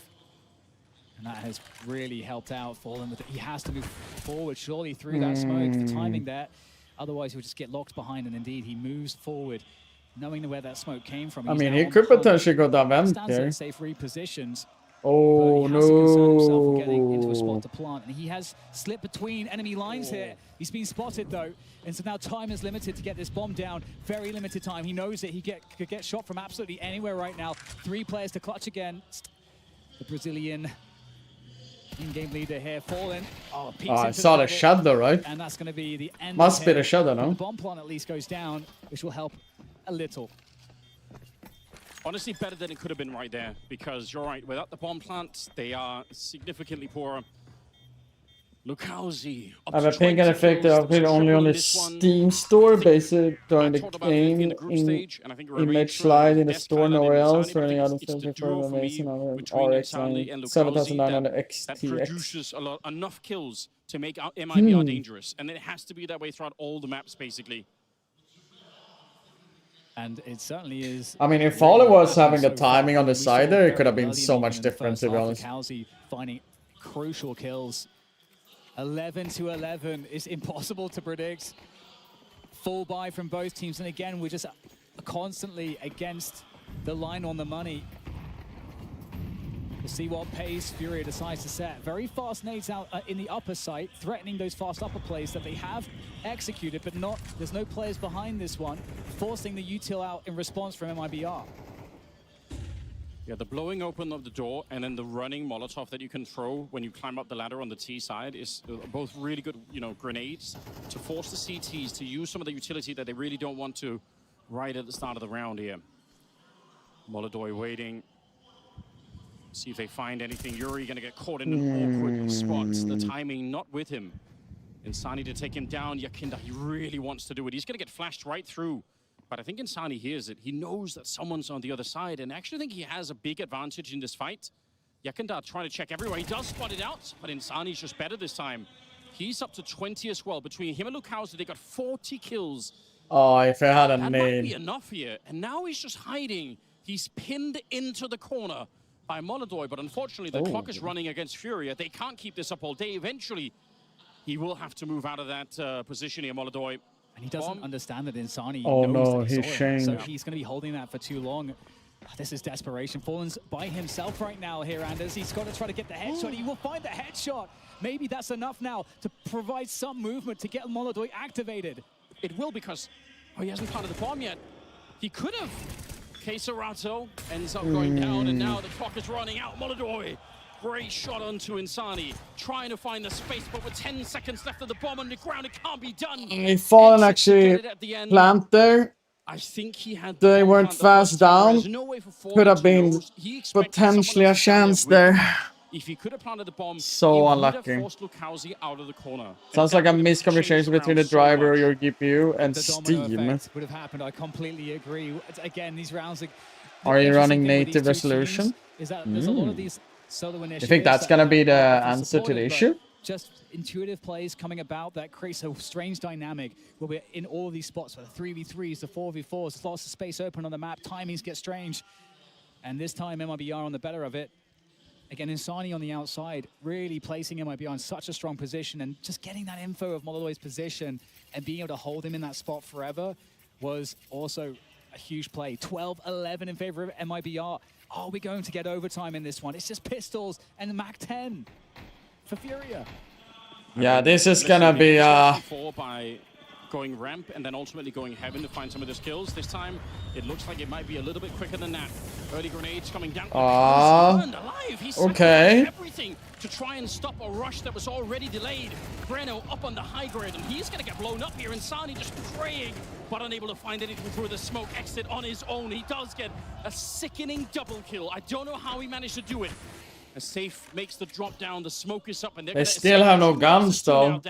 As they make a straight line to the B-bomb sorry, side. down low as well. Insani's there real fast, and no guns were collected, and they're going to double back. And maybe they'll get a shot at picking up some of those weapons. There is taking the chance, walk out through the smoke here. MIBR as far as they're concerned. Oh no. Oh, he's going to go up ladder. Silent jumping there from Save. Yuri still Oh no. Creeping up a will safe spot this. There's that crowd sound that might give the game away here for one of these players. Yuri's gonna find it! Oh, he's found it! I can't believe it! 2 versus 1 here. Playing for overtime, Furia. And Moldova has an up, by the way. What do you do? How do you get back into this round here? He's got the kit, but he needs more knife out. Long Not deep hardware. for Insani to try and get closer to the clutch. Yuri's already crouched down. AK in hand, he's got one position to hold, 1 kill for the overtime, and he gets it! A huge turnaround with The nothing in freaking the crowd, play. though. They managed to get there anyway. This battle continues. This is everything that we could have wished for, Dan. Yeah, We're going to OT. I mean, really, that's just what you should expect fireworks in a Brazilian showdown like this. And that is what we're getting here in map 1. I don't think either team got a run of rounds more than 2 or 3. Like I think you're right. The entire game so far. But that's also why the overtime is so different. Now they actually have money. Now they can actually, like, this is the most money we've seen in the server so far, really. Here we go. 12-12. Overtime on the opening map.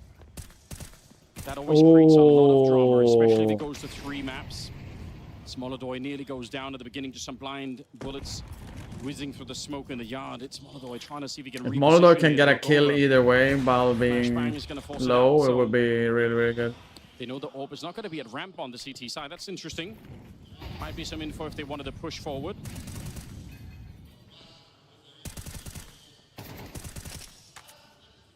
Some information there from IBR, but that wall of smokes, it really does prevent them knowing exactly what's going on, and they're moving towards the heaven and hell position, and Molotov. They fucking read that. That red is so fucking They good. could potentially stop this play that's making its way into upper. Fury are holding outside at the same time, looking for MIBR to make a play. Oh, wow. Can Breno find something? Oh my goodness, Yuri has no idea. This is crazy. Okay, Oh. finally, he's going to find Breno creeping on the catwalk. Now it's Hovering his mouse over doors, or what it was in crowd one. Yeah. So crazy. I mean, on He cash. managed to slip right underneath the viewport there. Like, he should have been seen. If his gun sticks out, he's There you go. Yukina shooting safe in the back. And no matter what happens, They're now, both 20 inside seconds, now, though. It's pretty much a done deal. The bomb is going down towards the B side. Okay, they are They've got going 3 down, people okay. there. And there's no one for MIBI in position. They're still sort of executing onto the bomb side, but that is just for show. Bomb is going to be planted. First round in overtime In-house is Wallach, locked yeah. in for Furia.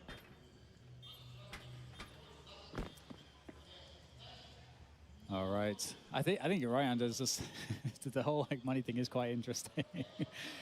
I think makes one of the rounds interesting. Yuri. That's the problem with paying too much attention to the crowd, is that sometimes it can also betray you quite a bit. Like Fake you out 100%. You don't necessarily know what it is they are screaming about. Yeah, it goes both ways.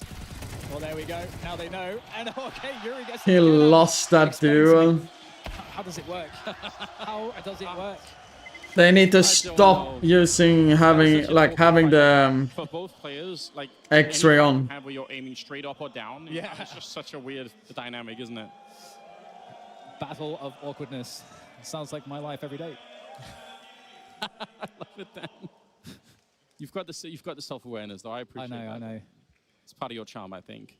That is the worst thing, when you're self-aware, but at the same time, you should be empowered to do something about it. But then you realize you're helpless too. Never change, Dan. Never change. That's why I say. They do get another timeout in the overtime, so that is, I think that's a nice addition to the game. It just means if there is something more, because it's very hard as an IGL to try to remember all the rounds that have been played. So just getting the coach in there to get a one last word in.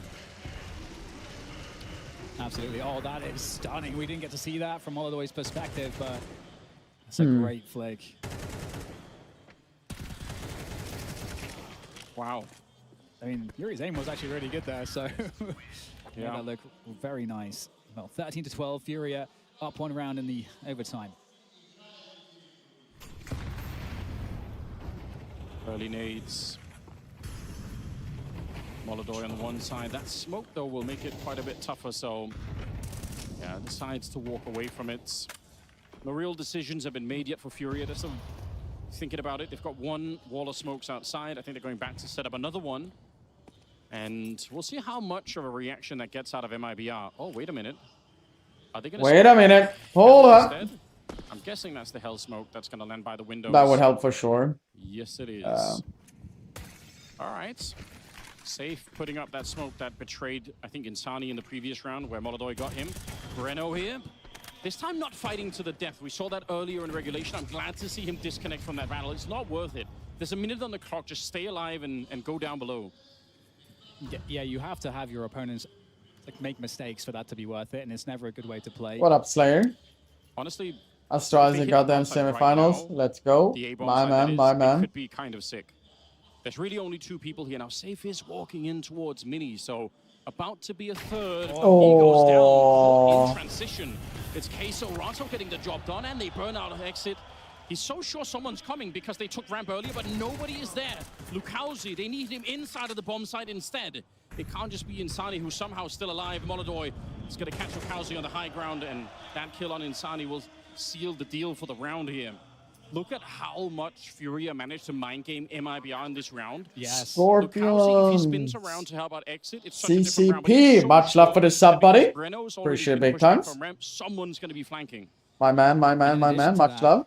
Showing the outside hell smoke, which they showed in the previous round as well. And the thing about that hell smoke is that that was one of the things that for MIBR, it felt super oppressive, and it actually led to Molodoi getting an opening pick because MIBR were trying to get some information. So that smoke really feels very bad right now. And so to show it again and have a completely different look to the rounds, I think was awesome calling coming in from Furia. Is so good. Stay on the sights. That's the one I give away, AK. Nuke is a map that is quite vulnerable to linear diffusers. Yes. And you've got nothing to lose by doing it. Got all the money still for sure. Nature of overtime. I'm a moderator and friend of Fallen, and that's to follow my chat today. Aw, appreciate it, buddy. You should tell all the Fallen viewers on Discord to come in and get the Brazilian community in here. The first time that we've yeah. This level, and he's got 21 kills. Okay. He's outfragged the rest of the team. I mean, this is a bit of a dream. Molodoi that started slow as well. Spray coming through, but Queso Rato not finding anything. Lukauzi really wants to find a way back in, but he's stuck running into the wall. That's there you go. Talk about awkward. Molodoi as well. Oh, I don't know where that kill came from Molodoi somehow. Coming in arena. Fallen Rise a lot in this we'll catch that in the Aww. replay, but for now it's a 4 versus 3 in advantage. I'm so happy that it went to the playoffs. And Fallen doing well as a rifler. I really like it. Very annoying position. Very annoying indeed. Is there any distraction to run against that? He is actually alone as Furia slow down the round. It's kind of sick though. They haven't used Do they have a yet. molly? No. Oh yeah, they have. There is Fallen has a molly. absolutely a way this can work out. You can pretty much do this once per map. And this might be the time for it. Look at Insani walking in. The timing is beautiful, but Molotov also makes it very hard for Insani to help out. Fallen is going to be going down. The relocation. Yuri, how is he alive? Insani wants to push it before they can pick up the bomb again. And he'll hold the angle now. Molodoi low on health already. The flash on through. He's still got the AWP on the other side. He should be losing this fight to Insani. He's got so low health. Nice little flick. 8 bullets left. Queso Rato up to try and take a swing against the Brazilian. But Nice run by Insani. Insani with the triple. He's very happy and excited to play rifle now. MIBR, I mean, it is him and That's Lukauzi that are doing That's much all good. the work. That's how it should be. That was a really sick round. Unfortunate, of course, for Furia to walk into that setup. It's obviously hard to know that that's going to be there, and it was played so well. Also going for the kill immediately, just locking that one in, I think is also smart, ended up paying off. And Insani understanding the nature also of the fights, just perfect movement for MIBR to keep If they actually went inside into and this Molly second half now as they swap seat onto the event, that would have been a T free round, 3-0. 2 rounds to equalize. That's a little bit unfortunate, you know. Uh-oh. Yakenda able to find Lukauzi at the beginning outside here. Furia looked like they were meant to win that previous round, but the boosted MP9 kind of throwing a wrench in everything, and then Insani obviously showing up with a really long series of fights that he just has to take on his own. One round between them. First team to get to 16. Man, it's so scary. But Bomb does make its way down with assistance. Do they have anyone lower? I don't think so, right? Down there for MIBR. And Furia, they have Fallen, who's trying to hold this one, but he's not going to get the info. He's just going to smoke. They walk through. They've already walked through. They're already past that smoke here. Oh, that was a Very kill. important kill. There's nobody down here. There's not a single CT defending the B-bomb side at the moment. This could just be nearly an automatic loss. Molodoi trying to push in front, maybe getting back into it, but he's burning alive. What? He does get the kill on six. How does he get away with that? Kind of impressive. How? Was that enough to get them back into it? Breno is still out here lurking, but Yuri gonna get him every time. The shadow is showing on the ground. I can't believe it, but Furia, they look like they can still. I mean, the molly kind of failed, Insani so it now makes trying sense to that it hold went to on shit. it. And Insani gets traded out. Great space. Alright, in exit between left. the two, just exit. And that bomb is not that far enough. They have to only take. He's one gonna have hit to on battle this Yuri. one through. Gets the first, but walks into the headshot, and they are straight on to it afterwards. Oh, scary though. Kit and all, 15 rounds for Fury. Weird, he's the only one with Gonna be kit. around for MIBR. Once they're down, and they get the kill on 4. Pretty sure Fallen had a kit though, but still. And I mean, it really is the headshot, that flick shot. Really hard shot to hit that Molodoi connected. And doing it so quickly. He seems to be pretty good. Like, okay, But I don't like how he sits like this. I don't like it. And indeed, But he seems pretty good, and he can do what he wants, right? So he's hoping that he's a further back, exit so it stage stops left. them, reroutes them upper, and then they'd have a stack upper. But hey, they got it done regardless. 15-13, an advantage now for Furia. MIBR need 2 to get into double OT. Furia just the 1, and it will start with Yakinda blowing the head off Insani and Fallen. Take down Lukowski. The 2 top fragging players on MIBR have already been dispatched in the round, and Breno's trying to sneak out. He's been caught. Yakinda from the high ground. It leaves just 2 people. exit down lower, but safe is so far away. Certainly running out of players that are still alive. Anything to find here for MIBR, anything at all. And the doubt other it. players are weak, but Molodoi, of Bomb. course, is going to farm some more. It's just exit left. This is the map. A Hmm. 1 versus 5 to try and hold on to it. He gets 1, but all the work is ahead of him. They know where it is. The bomb is up on the other side here. They're throwing instead of toying with him now. They could do whatever they want. Yeah. The map If is you think about a clutch, you think about It's exit. 50 seconds. That's Really? Normally that would be something to think about if it's 1 versus 3 and he has a minute. I'll say, all right, maybe. But this is such a long road, and being held by Molodoi, it would be cinematic here if the hometown hero could win it with a final shot. And There it is. It goes down. Furia 1-0 in maps against Made in Brazil. In front of his city. Really, really fucking good. Better than this. All right, we're gonna go to the map 2, which is Train, by the way. Are you actually going to play again? Or what? No, I'm not gonna play again. Trell. No. I'm a full-time streamer. That's what I do.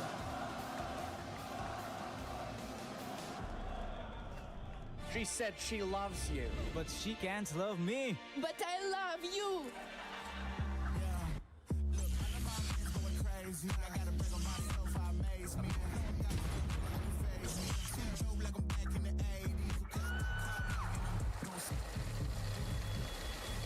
I won't play window anymore. What's going on? Play your role. 1xbet. Full-time streamer, part-time flom abuser. True. How did he know? Any new hobbies? I'm into 3D printing right now. Oh yeah, that's true. 10 minutes left, by the way, Chatrino. We're doing gobble. Gobble. Goes a little bit too quick now. There it is. 10 minutes left before we are using the banhammer. Bamboo.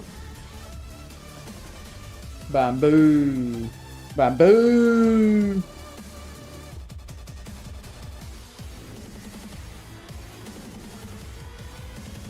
Hashtag free dancing? Really? Do you need to cure the resin after? Never heard about it, so I don't know. Maybe I need to. Iron.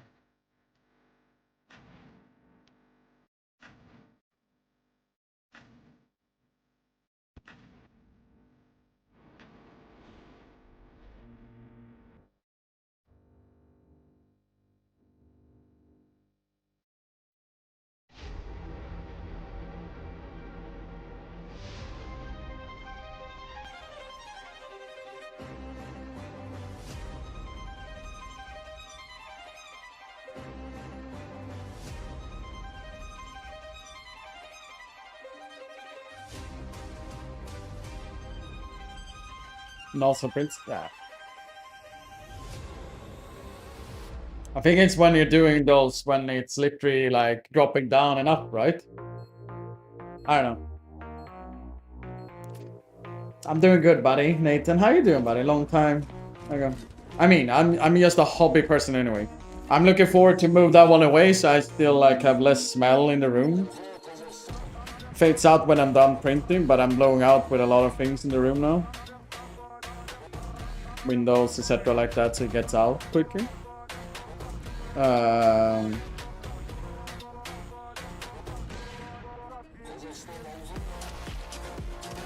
Why is there a phone number from Norway coming? Yeah, I don't know who the fuck that is.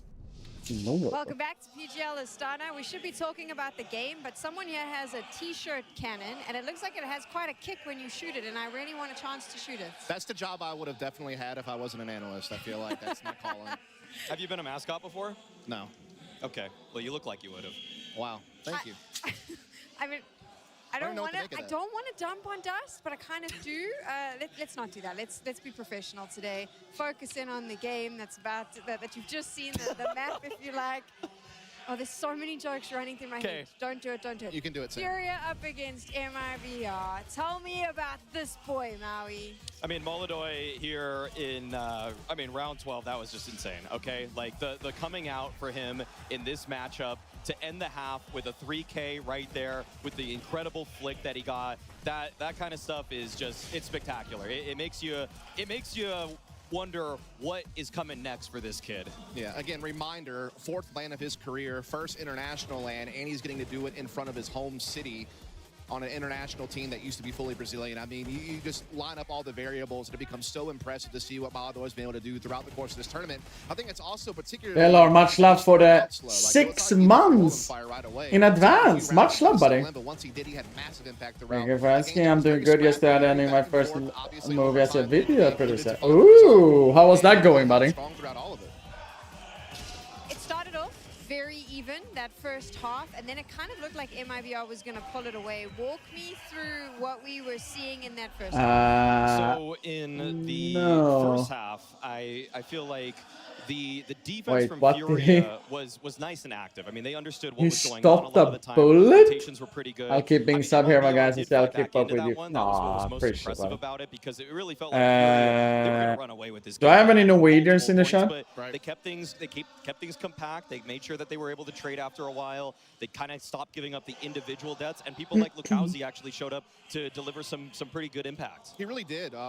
Lane, you're Spanish. I think also the thing that really hurt Furia was they just like kind of. Can I search? What is the website to search up a phone number from Norway? They're kind of getting picked apart piece by piece, and Sani was having massive impact outside, whether he was doing chip damage. I've never seen the number frags, before. Calling out rotations, like they had a really good comeback to put. Is there any other website? Walk us through that specific comeback, right, with MIBR. I think there's also like specific moments throughout there that we saw them be able to put up a really good fight.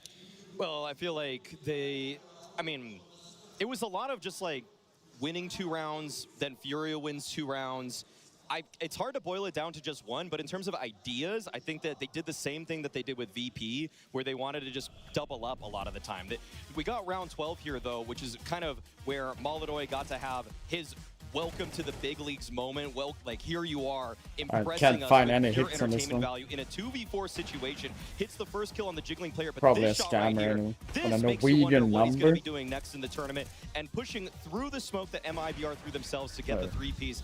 I mean, that's exactly what these fans wanted. And for him to have his best multi-kill of the game there, that's a huge impact. We spoke a lot in the pre-game about this, is whether he was going to handle the pressure. We obviously saw him in that interview, Dust. He grabs the mic. He says to the crowd, like, you know, I'm glad to be here. Thank you for the support. And then he stands up and goes, I didn't say I was Norwegian though. Yeah, You're Norwegian the now? first 5 rounds obviously were a little bit tough Someone for him, needs but to then permit eventually them he in found order his to rhythm send a there in the link. middle, then obviously had a big finish to close Wait, the what? first half, and then, you know, again, Someone second half, I permit felt like the Fury recent just were a website. little flat. Again, they I mean, weren't playing at the stay, same pace that I'm used to. stay, They were kinda getting slowed down stay. a lot I have outside, no idea how to threats pronounce the were name, but he just wrote the name. So But when you get into overtime, Maladoy again takes over in a pretty big way. In a Norwegians are pretty scammy. Source Dane living in Norway, definitely not being an easy target. How is Furia setting him up to allow him? I'd rather be a Norwegian than a Dane. Which we haven't seen That's much saying. of, only the single game against Gamer Legion.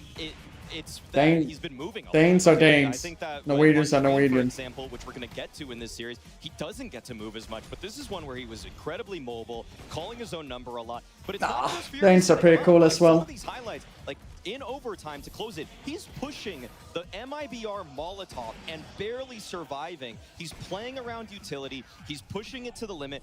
Limit testing is something that so No, many what did you offers guys on do? big stages in their first arena game are not going to do. They're going to play back, play the numbers, play the safe Did I angles. really It was see cool to you him guys get emboldened by this pasting? home What is crowd, this? so he Dark actually thing. called his own number in these micro moments where other What the fuck? Brian? Yeah, I mean, I think you're dead on. Just Brian, you're on very thin fucking ice now. You know, he's kind of like Wrinkle on NIP or some of these other aggressive oppers who are. You know, the fucking gavel is done soon. And we wondered, would he If I be feel like this, timid in front of a home crowd on a stage against another team, and would he be able to still kind of keep that same pace and play style? Some players fade off when they hit a moment like this, and he really didn't. I felt like he looked as confident as ever once he got warmed up and had so much impact throughout the game. Again, that one kill. Brian gives the one for the community. I mean, I do accept bribes though. So no, yeah, I don't know. I don't know what we're talking about anymore. I don't know. I don't know. I don't know what happened, man. A lot of grit, and he did it. I don't know. MIBR, though, on the CT side, they come back. It looks a lot stronger. I think round 17 was the moment where you were going, okay, well, there's a chance they could even win this one. After this one, I was like, okay, we got to pay attention again to MIBR because As if he didn't MIBR like did a little really banter. crazy play here. Safe goes for the hut peak right Yeah, here. so There's a many player energy at today. Mustang on the top Raptors right here. But I'm so done with the fridge bottom floor. I need to fucking refill it soon, man. very dense I'm excited for train that though. MIBR ran here. And Man, Fury, this is a because they got those two 16-11 opening all over kills, again. they thought Aware. they could just bulldoze the bomb site, but as a matter of fact, Tends to MIBR lose in memory some when ways felt gifted like they subs. wanted that they wanted the aggressive play, and if it goes badly, Nah. they have all these other Nah. players that are ready to catch Furia, who are going to try to pounce on the man advantage on the bomb site, and no, they just had more people than Furia ever expected. Yeah, I think they also just a couple of times throughout that half took advantage of the fact that Furia's top hut smoke or top hut molly wasn't really landing. There was always just a little bit of space left over that a CT could kind of stay Oh, on. I can see it almost be done now, by the way. The one that he just mentioned, you can just never expect that many people in that little bit of area space. You hardly ever see that. And so it's just, like little gimmicky things like that that were allowed them to get back into that half and push it to OT. I think it's cooling down right now as we speak. I think it's like kind of done. Yeah. Yeah, zero. Chat. It's kind of done. Do you see it? Came to their overtime. You see it? CT side. They stopped going for aggressive plays. Like Wait, Insana it actually was goes sneaking into forward the now. locker room in the first 20 See? seconds of a round. All the aggression, like safe. It is done. Old Sky, much love for 4 months of primer. Oh, for sure. And this one is gonna be definitely be used. Like it actually blew up in their faces, but it still ended up with a really good moment for them. Yeah, they got these opening picks, Furia, but then they just couldn't convert because of, well, a cheeky angle from Safe, and then some just kind of dogpiling. Like this is what MIBR seem to do when their backs are against the wall. They just decide to everybody get on top of each other, and even if they pick the wrong spot, at least they're in a position to trade, which they were that time. Indeed, they were. I think you also saw in that overtime, Fury just come with a little bit more pace and confidence than we saw throughout that kind of final stretch of the second half, where it made Brazil able to start piling on rounds together to keep this game close. I mean, again, it looked like when Furia went on that 4-round stretch at the beginning of the second half that they might run away with the game, but they eventually kind of faded, made Brazil make a comeback. But they brought that tempo back in overtime, which I think was a really key adjustment for Furia. Okay, MIBR's lost their map pick. That's never a good place to be. You've come off the stage, you're in the arena. What is the one positive thing you're taking away from this? Like, if you're the mental coach backstage trying to hype them up, what's the positive we take from this particular loss? Once again, we saw MIBR start some halves poorly, just like they did versus Virtus Pro at the end of the group stage, and then they battled themselves back into halves. Starting halves badly seems to be a consistency with MIBR, but at least they're finding the adjustments. If the game plan is any better going into map number 2 here, not only will they have a good start, hopefully, to keep the series competitive, but they also know that if they lose a round, okay, we know how to adapt to these kinds of things. It'll be interesting to see, because, I mean, Train is up next, and that's the map that we saw Fury absolutely blitz Made in Brazil on. Now, that time they got to start on the CT side. They were able to rally together 9 rounds in a row very effectively. This time around, they are going to be starting on the T side, so it's going to be a different test for Fury to try to 2-0 this series. And what's very interesting about Fury, Maui, is, like, they never actually play Ivy unless they're going triple Ivy. And I wonder if that is something Made in Brazil will take note of and try to exploit. But the reality is this, Fury just like to go hard and fast, and they're going to be doing it everywhere. And it's just going to be up to Made in Brazil to find the right reads and gaps to be able to try to defend against it. How do you shut them down? Can you shut Furia down on this map, Maui? Opening nade protocols are essential for MIBR. Lukowski and Sani, they got to be sure to Order. slow down people like Yakindar. Order. And I want to see if Order. MIBR can take a page out of the Furia book. In the Dancy, the previous match, I hope you fucking see this, Dancy. You're out. You're out. You're out. You're out. You're out. You're out. You're out. You're out. with 2 overtime rounds where they just kind of played really default, pretty far back. I want to see them go out fighting Super on their own good. terms. They have to. How do you deal with It's the so players fucking that sticky serve now. this crowd? Because you heard them, and I'm sure Oh, that you here, got this a is chance to better, hear it right? At home as well. Just the way they lose their minds the moment Molodoi even so much as gets a pick. That's got to be Much also better weighing in sound. the back of your head a little bit if you're MIBR. It certainly does, especially because some of these guys... Clip it and send it to Dancy in Discord if he's not hiding here and chilling. How long after a chat ban you can write an unban request? 50 minutes? I don't know how long it is. Be proactive. You know, we talked about How in the world did Azores beat Navi? Haven't had a minute check on link. And hi everyone. Hi Lisa. We have the ban gavel here. Free space. That is the teams that are successful defensively on Train, like they're going to have to be in this first half, is because they Order. proactive up lower Order. ramp, proactive in pop, they disrupt teams, and then Dancy deserves a trial. You will be Dancy's lawyer. Oh yeah, sure. Unban Dancy if he's here, and then we can see what he comes up as an excuse. You think that there is an opportunity here to get We can do it. I have no problem doing it. We're waiting anyway 1 minute and 40 seconds. Without a doubt. I mean, they definitely showed that they have What up, another Berg? element to their game. I mean, the way that Lukowski was able to show another side of what he's capable of here. Sometimes players step up in the big moments. Yeah, guy on your screen right there showed that he actually, there's a reason that he's on this MIBR roster. After a slew of disappointments. What have the accused person have to say? Themselves to actually prove they can beat some of the better teams at this event. Now they can really rewrite the script, learn from the mistakes on the last time that they played Train.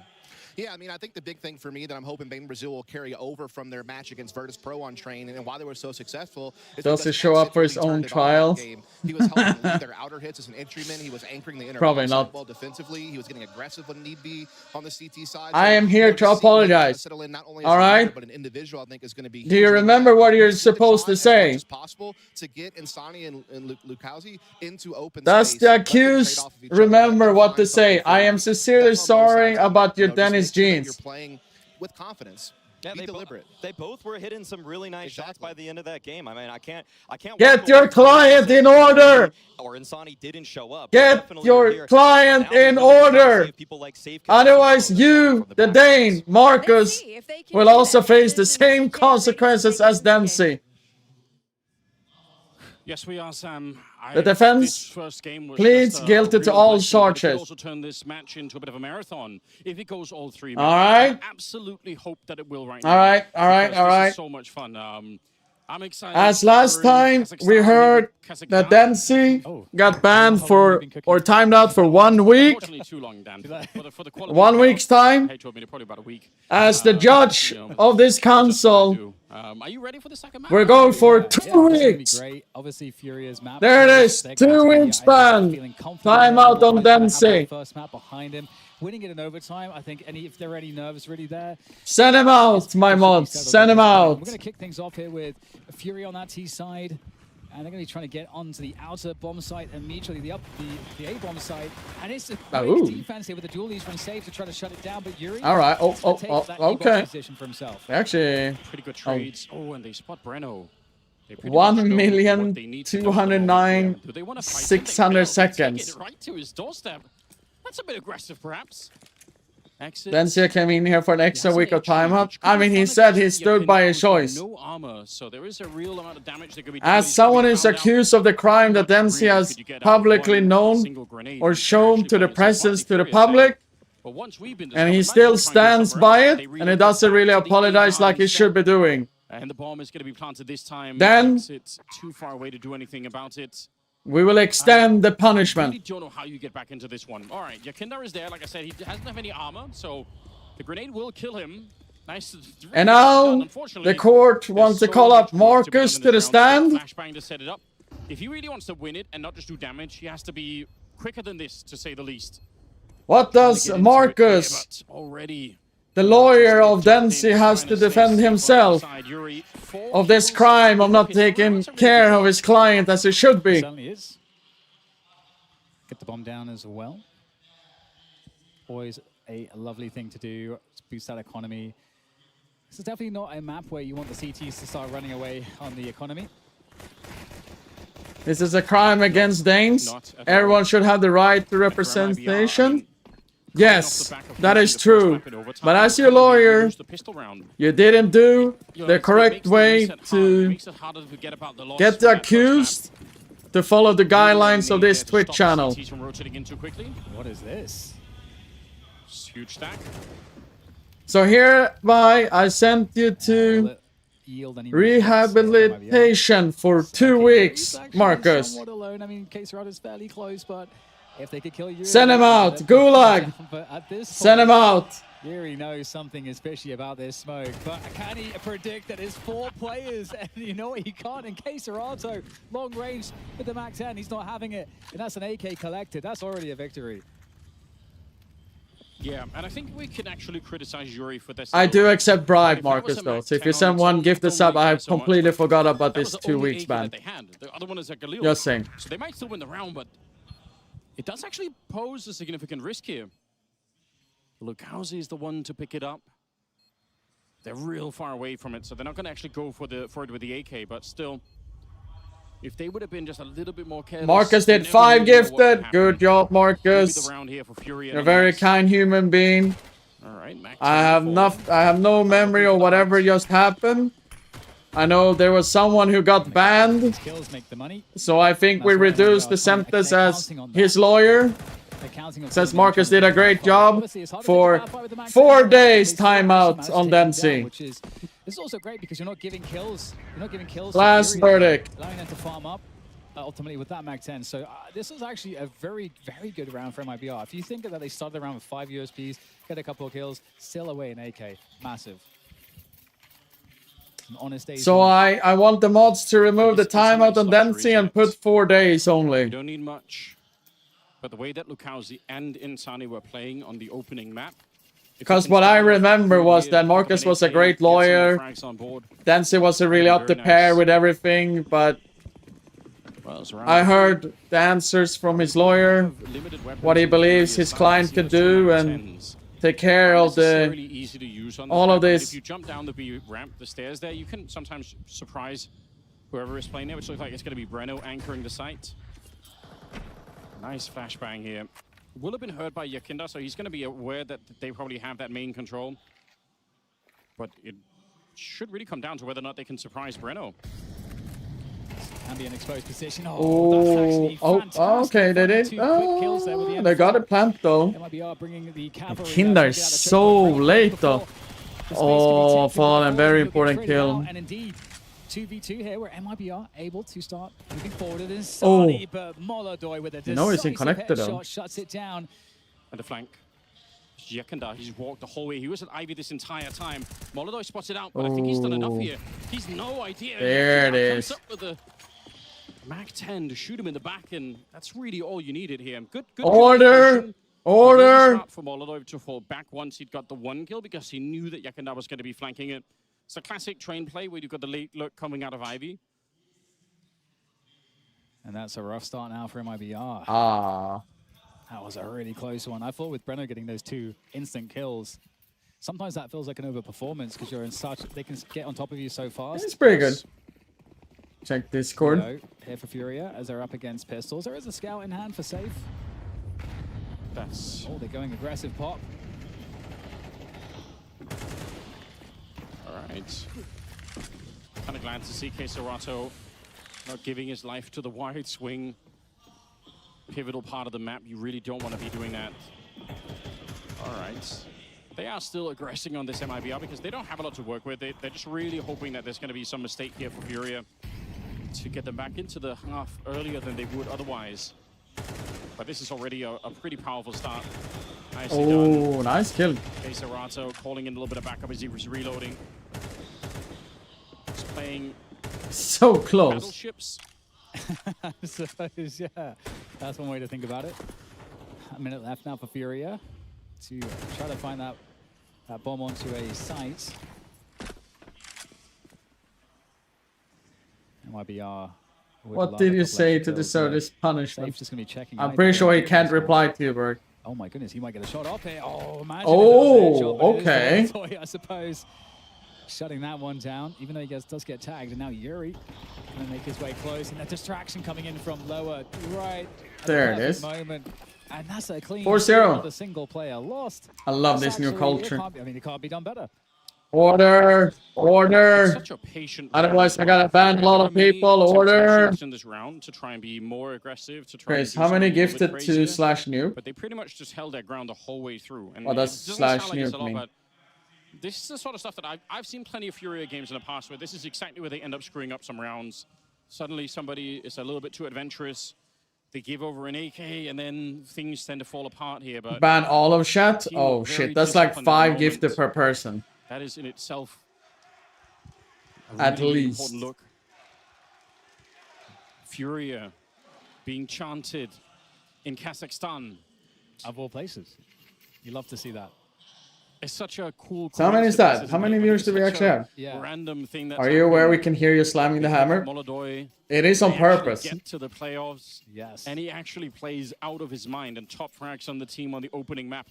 Yeah. I give my own 5 gift. So probably to make the semi-finals is what they're thinking about right now. No, everyone is part of the band circus, right? They got safe on the AWP this time, playing a ready position as expected. Furia threatening a very fast outer play, but they are not pushing through with those nades, just trying once again to force MIBR to respect it and dispose of their own utility.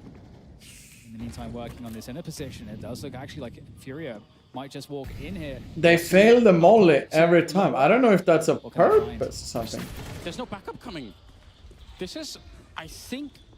My stupid client would like to appeal. It's fine to do the 4-1 split at the start of the round, but typically what you want to accomplish with that is either to push a couple of CTs into the pop lock hallway like they did earlier, or you try to get one CT into T main. I don't know. He got one appeal. He has to send in a letter of resignation to Brian, and Brian has to say yes or no to this. I would argue it's a really big risk. It might be that they just respected the util from Furia so much. Oh, it looks amazing. For a little bit too long, and Furia out-timing them in that respect. Yeah, they certainly did, but it could also be an early sign, the fact that MIBR just might not feel as comfortable on this map that that they were, maybe hoping to. I'm still surprised that these are the maps to begin with. I was reasonably sure that we were going to end up seeing Anubis in this series. Yeah. But the fact that we didn't, I think, is just very interesting. They could have picked it, went for Nuke instead. I mean, fair play to them. It was overtime, so you can't really call it a bad pick. Unfortunately now for Train coming in, which is the second map here, picked by Furia.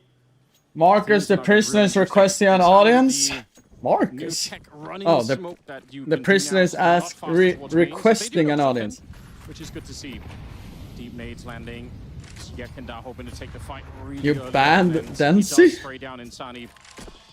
He can hear the flash as they flash Insani through, which is something that just happens. Oh, all the time. true. Yeah. It was Vitality that started. Send in a appeal. Tell me one, when we've seen it. Every team has pretty much picked it up since it's spread across the map. Here's that Doom guy, Optimus Prime, Halo dude. It's Optimus Prime. 4v4. Oh my god, he's delivering here. He snuck into that spot. The honor? Looking for him. Oh. He takes down 2, and that's Okay. even things up 3v3. Now the AWP can come online, safe with a kill against Fallen. And there could be more here. That flank though, that push out of Ivy. The unknown quantity, Keserato. He is going to play this one slow. He knows he's got safe in the bag, but how much else can he find? There is the assassination from Keserato, 2v2. Breno just standing up on that barrel back here. They've got plenty of time right now, and the Molotov, they could throw it from Molotov. It's the most common Molotov to throw out in the yard. He's going to use it instead towards Pop Dog. It's not a bad choice. Is this doable though? Breno has an opportunity, but he just can't It make is. use of it. Goes down It's in instead. condo. Keserato finding a second kill. That Ooh. first one was more of a positional advantage. Did you watch the Navi Astralis game as well? Yes. They don't know. We watched it. exactly Yes, where yes, Exit yes, is. yes, yes. He's going to be hanging around. Oh, here. Shad, He's I afraid he hope might that get they pushed finish this instead map before to they 0 plant the bomb, because which I is need to actually not that leave uncommon for the teams to soon, switch bomb by the way. sides right at the end of the round. That isn't I happening. saw They're that. gonna Oh, throw the bomb no. across here. Oh, that nade. What a headache. Crouching on out his exit, but he's already been revealed, and Keserato nearly running away. It's a nice play for him to try and stop himself from being in the fight. Smoke up on top. Oh, it's in a really awkward part here. With the kit as well, he has to run for it. Molodoy looking for it, but he just can't find the kill. What? How do you fail then? He finds the round-winning defuse. No Somehow none of bullet the bullets hit. connected. Unreal. One bullet was You need all one that of was these? needed as well. Oh my goodness. And I thought when I was looking at the minimap, I'm like, hang on. Yeah, We're true. kind of staying out here real long for Exit. I'm not gonna get to cast an appearance. train, No, and it's Molodoy been took something I've been matchup. booked It must have for been quite a long so time. So fine. Unreal round to pick up. I'm from MIBR. sadly missing Even it. though they get it, Anders, they haven't shown a great And I need to have defense team time put themselves to in refresh very myself spots and where get they're ready and advantage. then, They're having you to know, fight grab. real scrappy to even get into a spot to look like they can challenge these rounds. Could have worked. Huh. You got into pop Yeah, for it's free though. certainly fair to say. Double push towards Ivy now for MIBR. But Forrest will be streaming it And though. also Insani's here with a forward move. So actually a lot of aggression up across the map for the CT side. I need to stop They shushing do my need phones that. and They need to go on a whole string of rounds that they're going to end up winning. Fury are playing unbelievably passive in this round. It's surprising that nobody's bumped into each other yet. Looks like it's going to be here, the back holes towards Pop Dog, that eventually that fight's going to be happening. But you can see Fury are well aware that someone could be at the corner. Slowing the round right down. MIBR looking to pincer this one. And Yuri's going to defend. Insani with the trade, one more. As we go 3 against 3, the Kowzi. Oh. And Molodoy was not expecting that one. Takes critical damage as he reappears behind the smoke. That position now known. Kowzi. great This switcheroo. one. Holding behind. 9 bullets. Dangerous stuff here for the Brazilian. Oh, Still, though, you they're can't both low that though. one over the top, but do they play into safe? With Exit on the flank, so many moving pieces here for MIBR. Well, they're solo on health already. Any mistake here in this round is going to be washed away, and MIBR can start to get something rolling here in the first half. 19 seconds, and they're up on the high ground here. Oh, spotted out! Oh. What an insane shot. Molodoy. Will he hold behind though? With Safe, who was making a run for Oh, Molodoy! Oh my lord, that's a beautiful. Hello, buddy. Hello. impressed by his own performance, but I've rarely seen a shot that quick. I am so impressed, Anders. That first shot, the player disappearing around the corner into connector. I can't wait to see the replay of that one. That was so fast. You're absolutely right. A single scope. Here it is once again. Just incredible stuff. Molodoy looking absolutely confident, going from strength to strength. The stage leveling him up. Have fruit salad Why train, does he let's look go. so Ooh. chilled out? I can't believe it. Oh, he's in the zone. I mean, obviously it's pure focus, but 9-2. You got to take into account as well, he's all the time 1 bullet away from death. So he can't really do that much. Like, he has to hit these shots or he's going to die. And the round very likely will be over. 6-1. Battle bit. True. Furia just squeak by in that round. They probably should have lost it. There was the flank coming in, there was the low health, and running out of time on top of that too. And it's definitely bad news, Bears. Well, hold that thought. We got a quick outside play. Caserato getting out there real fast. Up the ladder, and down you go. Free Kowsey kill. hits the ground. As Furia, they are not messing around. They know they're not up against much in the way of firepower, so they're just going to blitz their way through the outer site.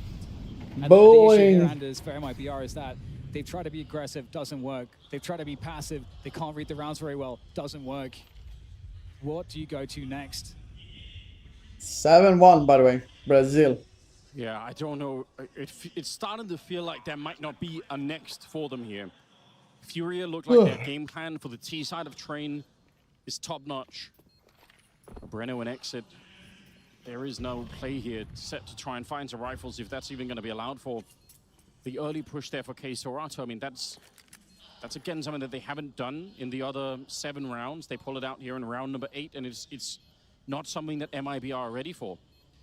And, you know, for MIBR, they did get into a good position with their aggression. It just came down to an individual performance from Furia, that from both Yakinda and Molodoi, that managed to just put them over the edge. And that's the problem, I think, when you're playing a team that's hitting the calls. That's I'm gonna wait for 10 hours. No, 9 hours. On top of that, they have also the clutch factor, the individual factor. Or actually, it's 9 hours. That starts to be extremely oppressive at that point.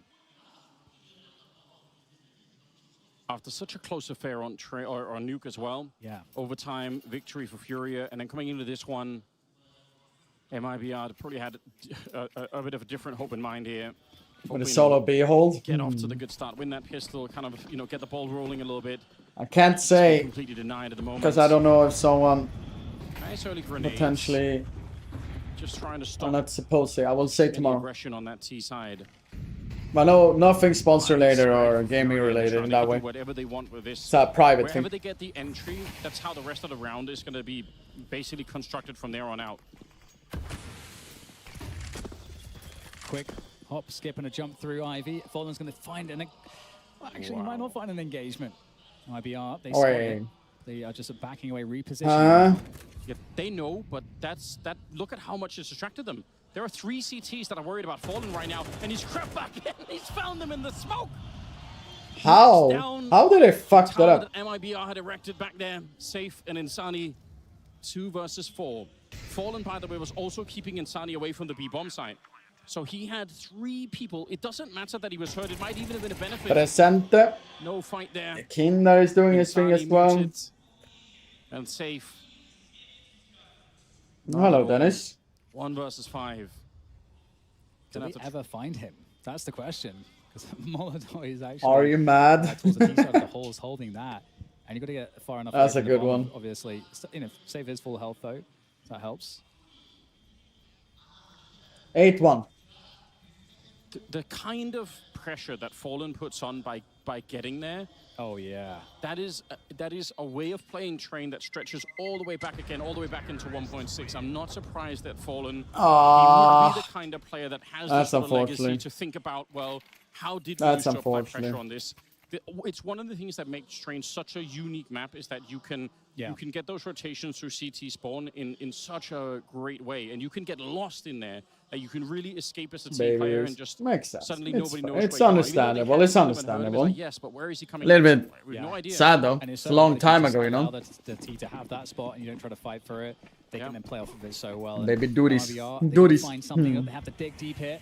Going to the next round, still have a decent enough buy, and in fact, I will meet at the spot with a beer in hand. Out of that forward play, and finally an opening pick coming on through, but it was short-lived. Safe goes down.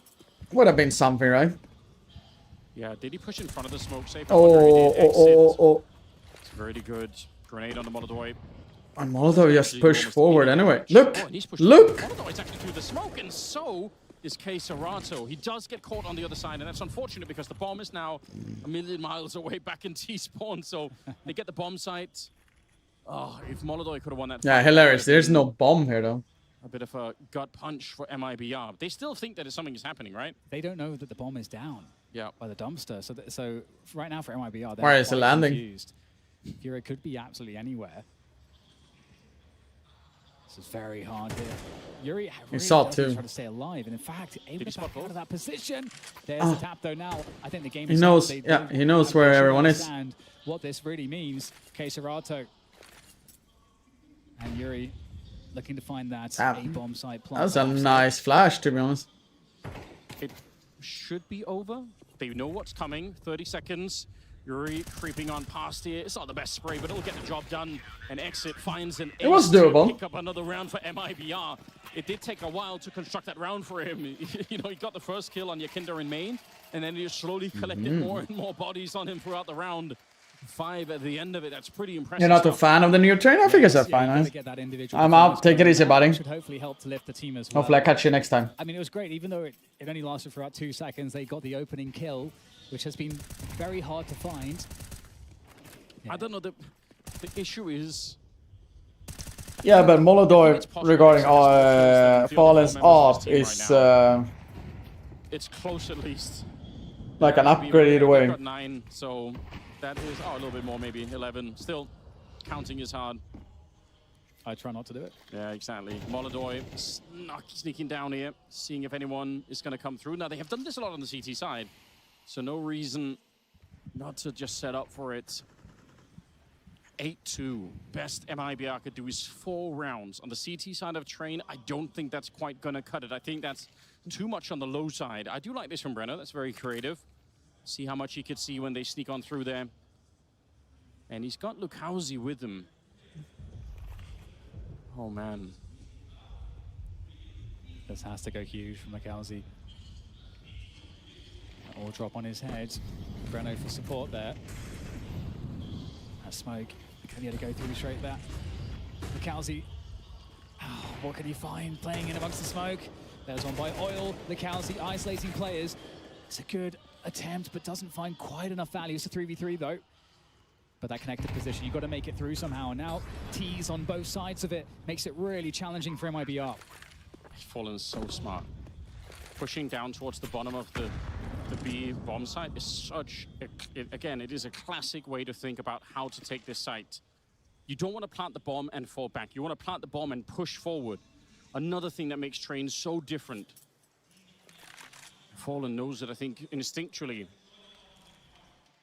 He also went for the jump past the C connector as that HE was landing. And it tells you something about the communication that's happening on the Furia side, is that even if they don't have a flash for him to get past, just the HE will almost do the same thing. MIBR will concede the round and just try to save whatever they can into the 12th round that's going to be coming up here. Fury is surprisingly good on T side Train, but they seem to struggle more out than others on CT. Then again, that was with Fallen up. I mean, I wouldn't be surprised that they're actually gonna let a lot of rounds on CT. Like they've been losing up and they know what to do on the T side more, you know. Terrible, but they saved those 2 AKs, the AWP, so they'll have firepower going into the final round of the first half. We'll see what 9-2 though. Very one-sided game though. But that's something. So far with different paces, it is very hard to read, I think, for MIBR.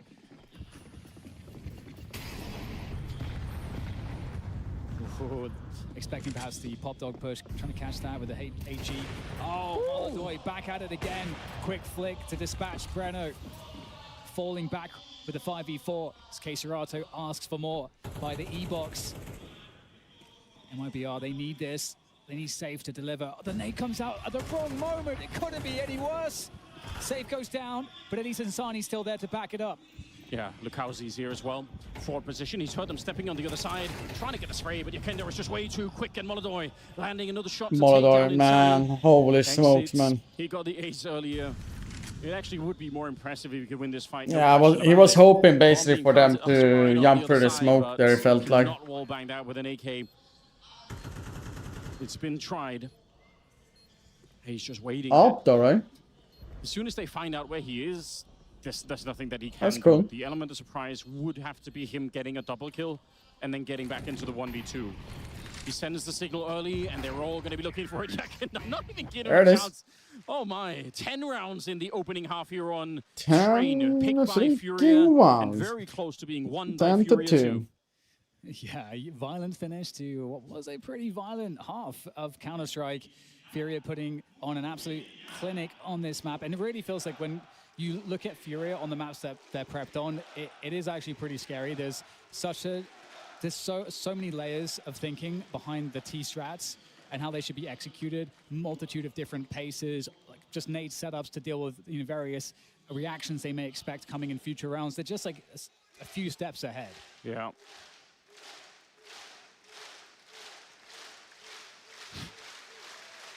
The crowd are absolutely loving them.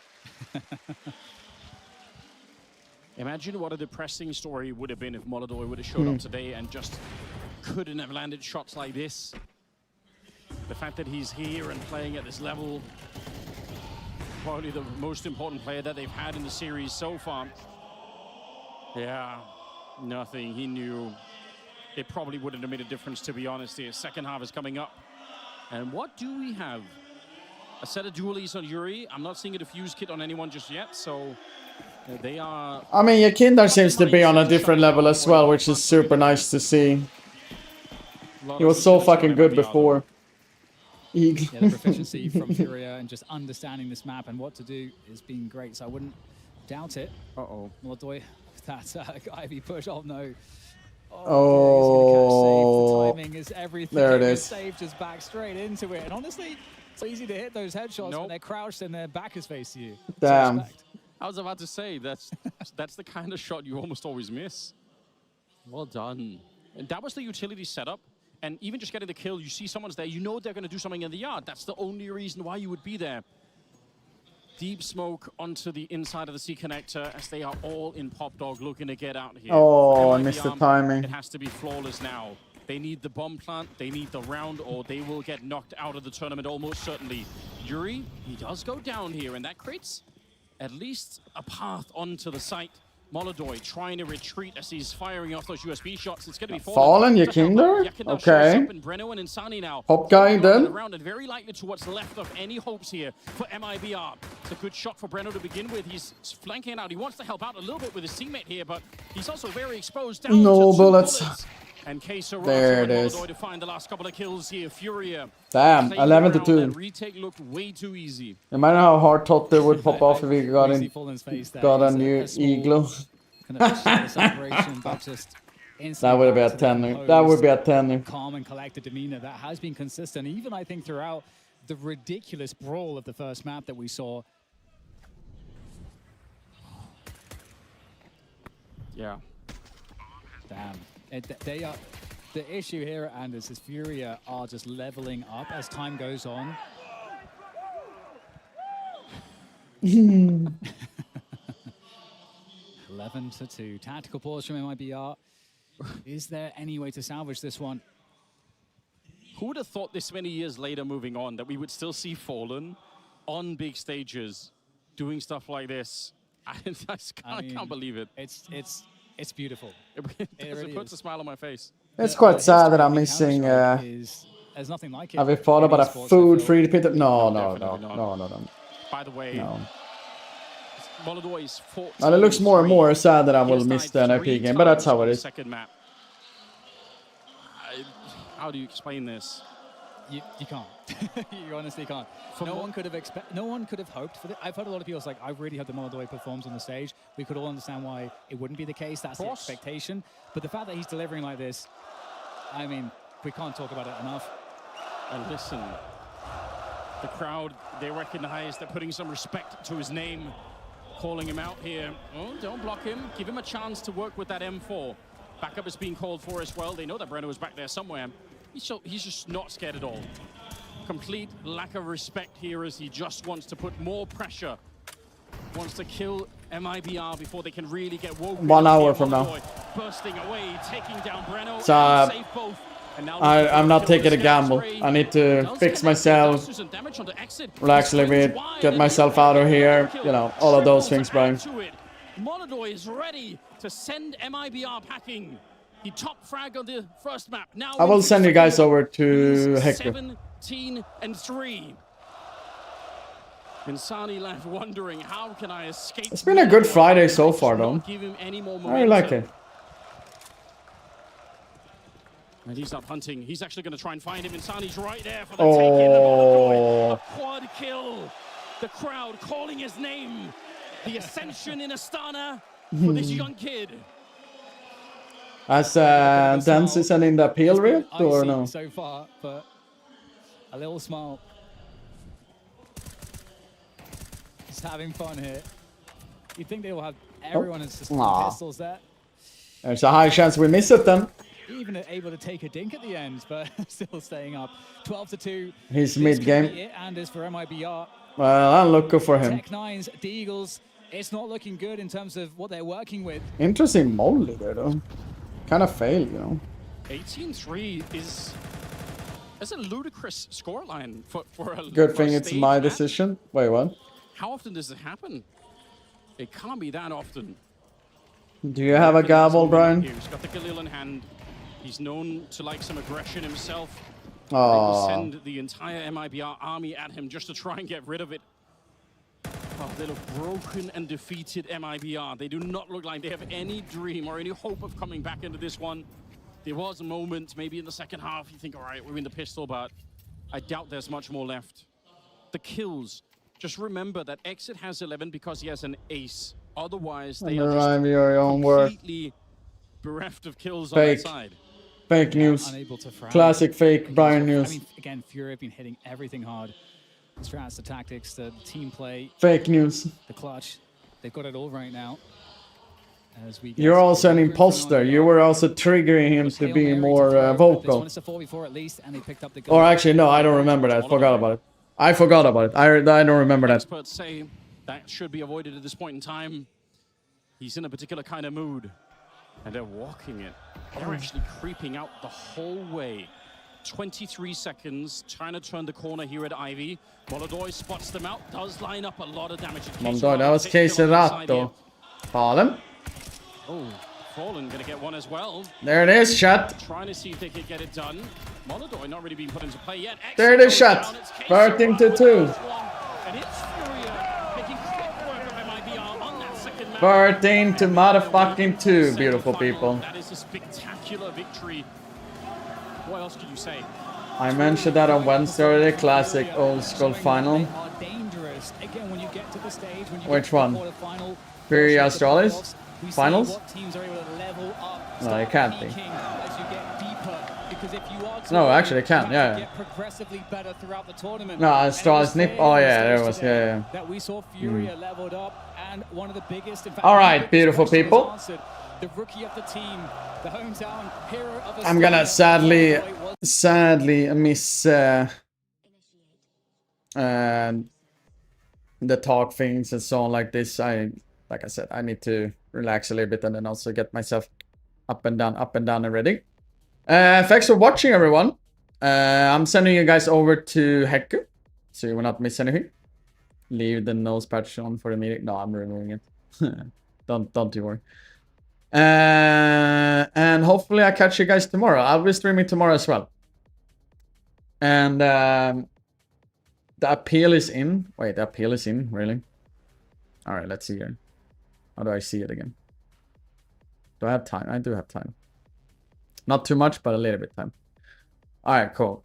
Here it is.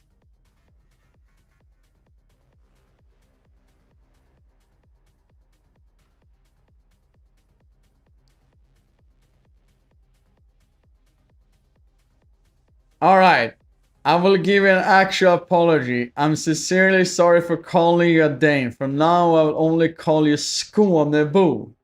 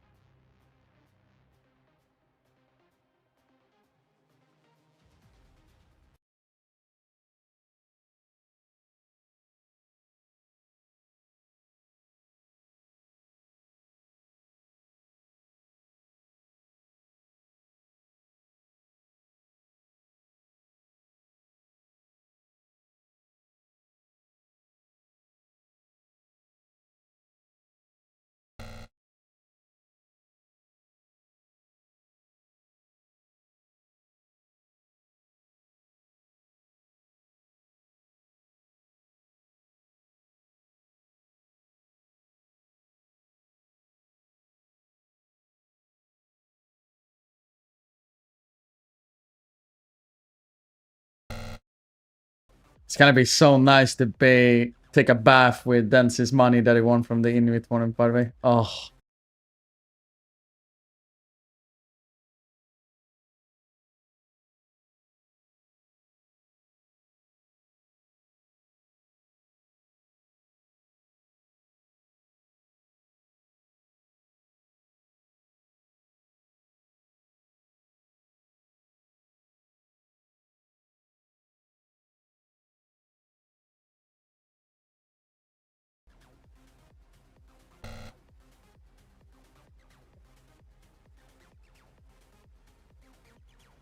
I gift 5 for Dance's steak.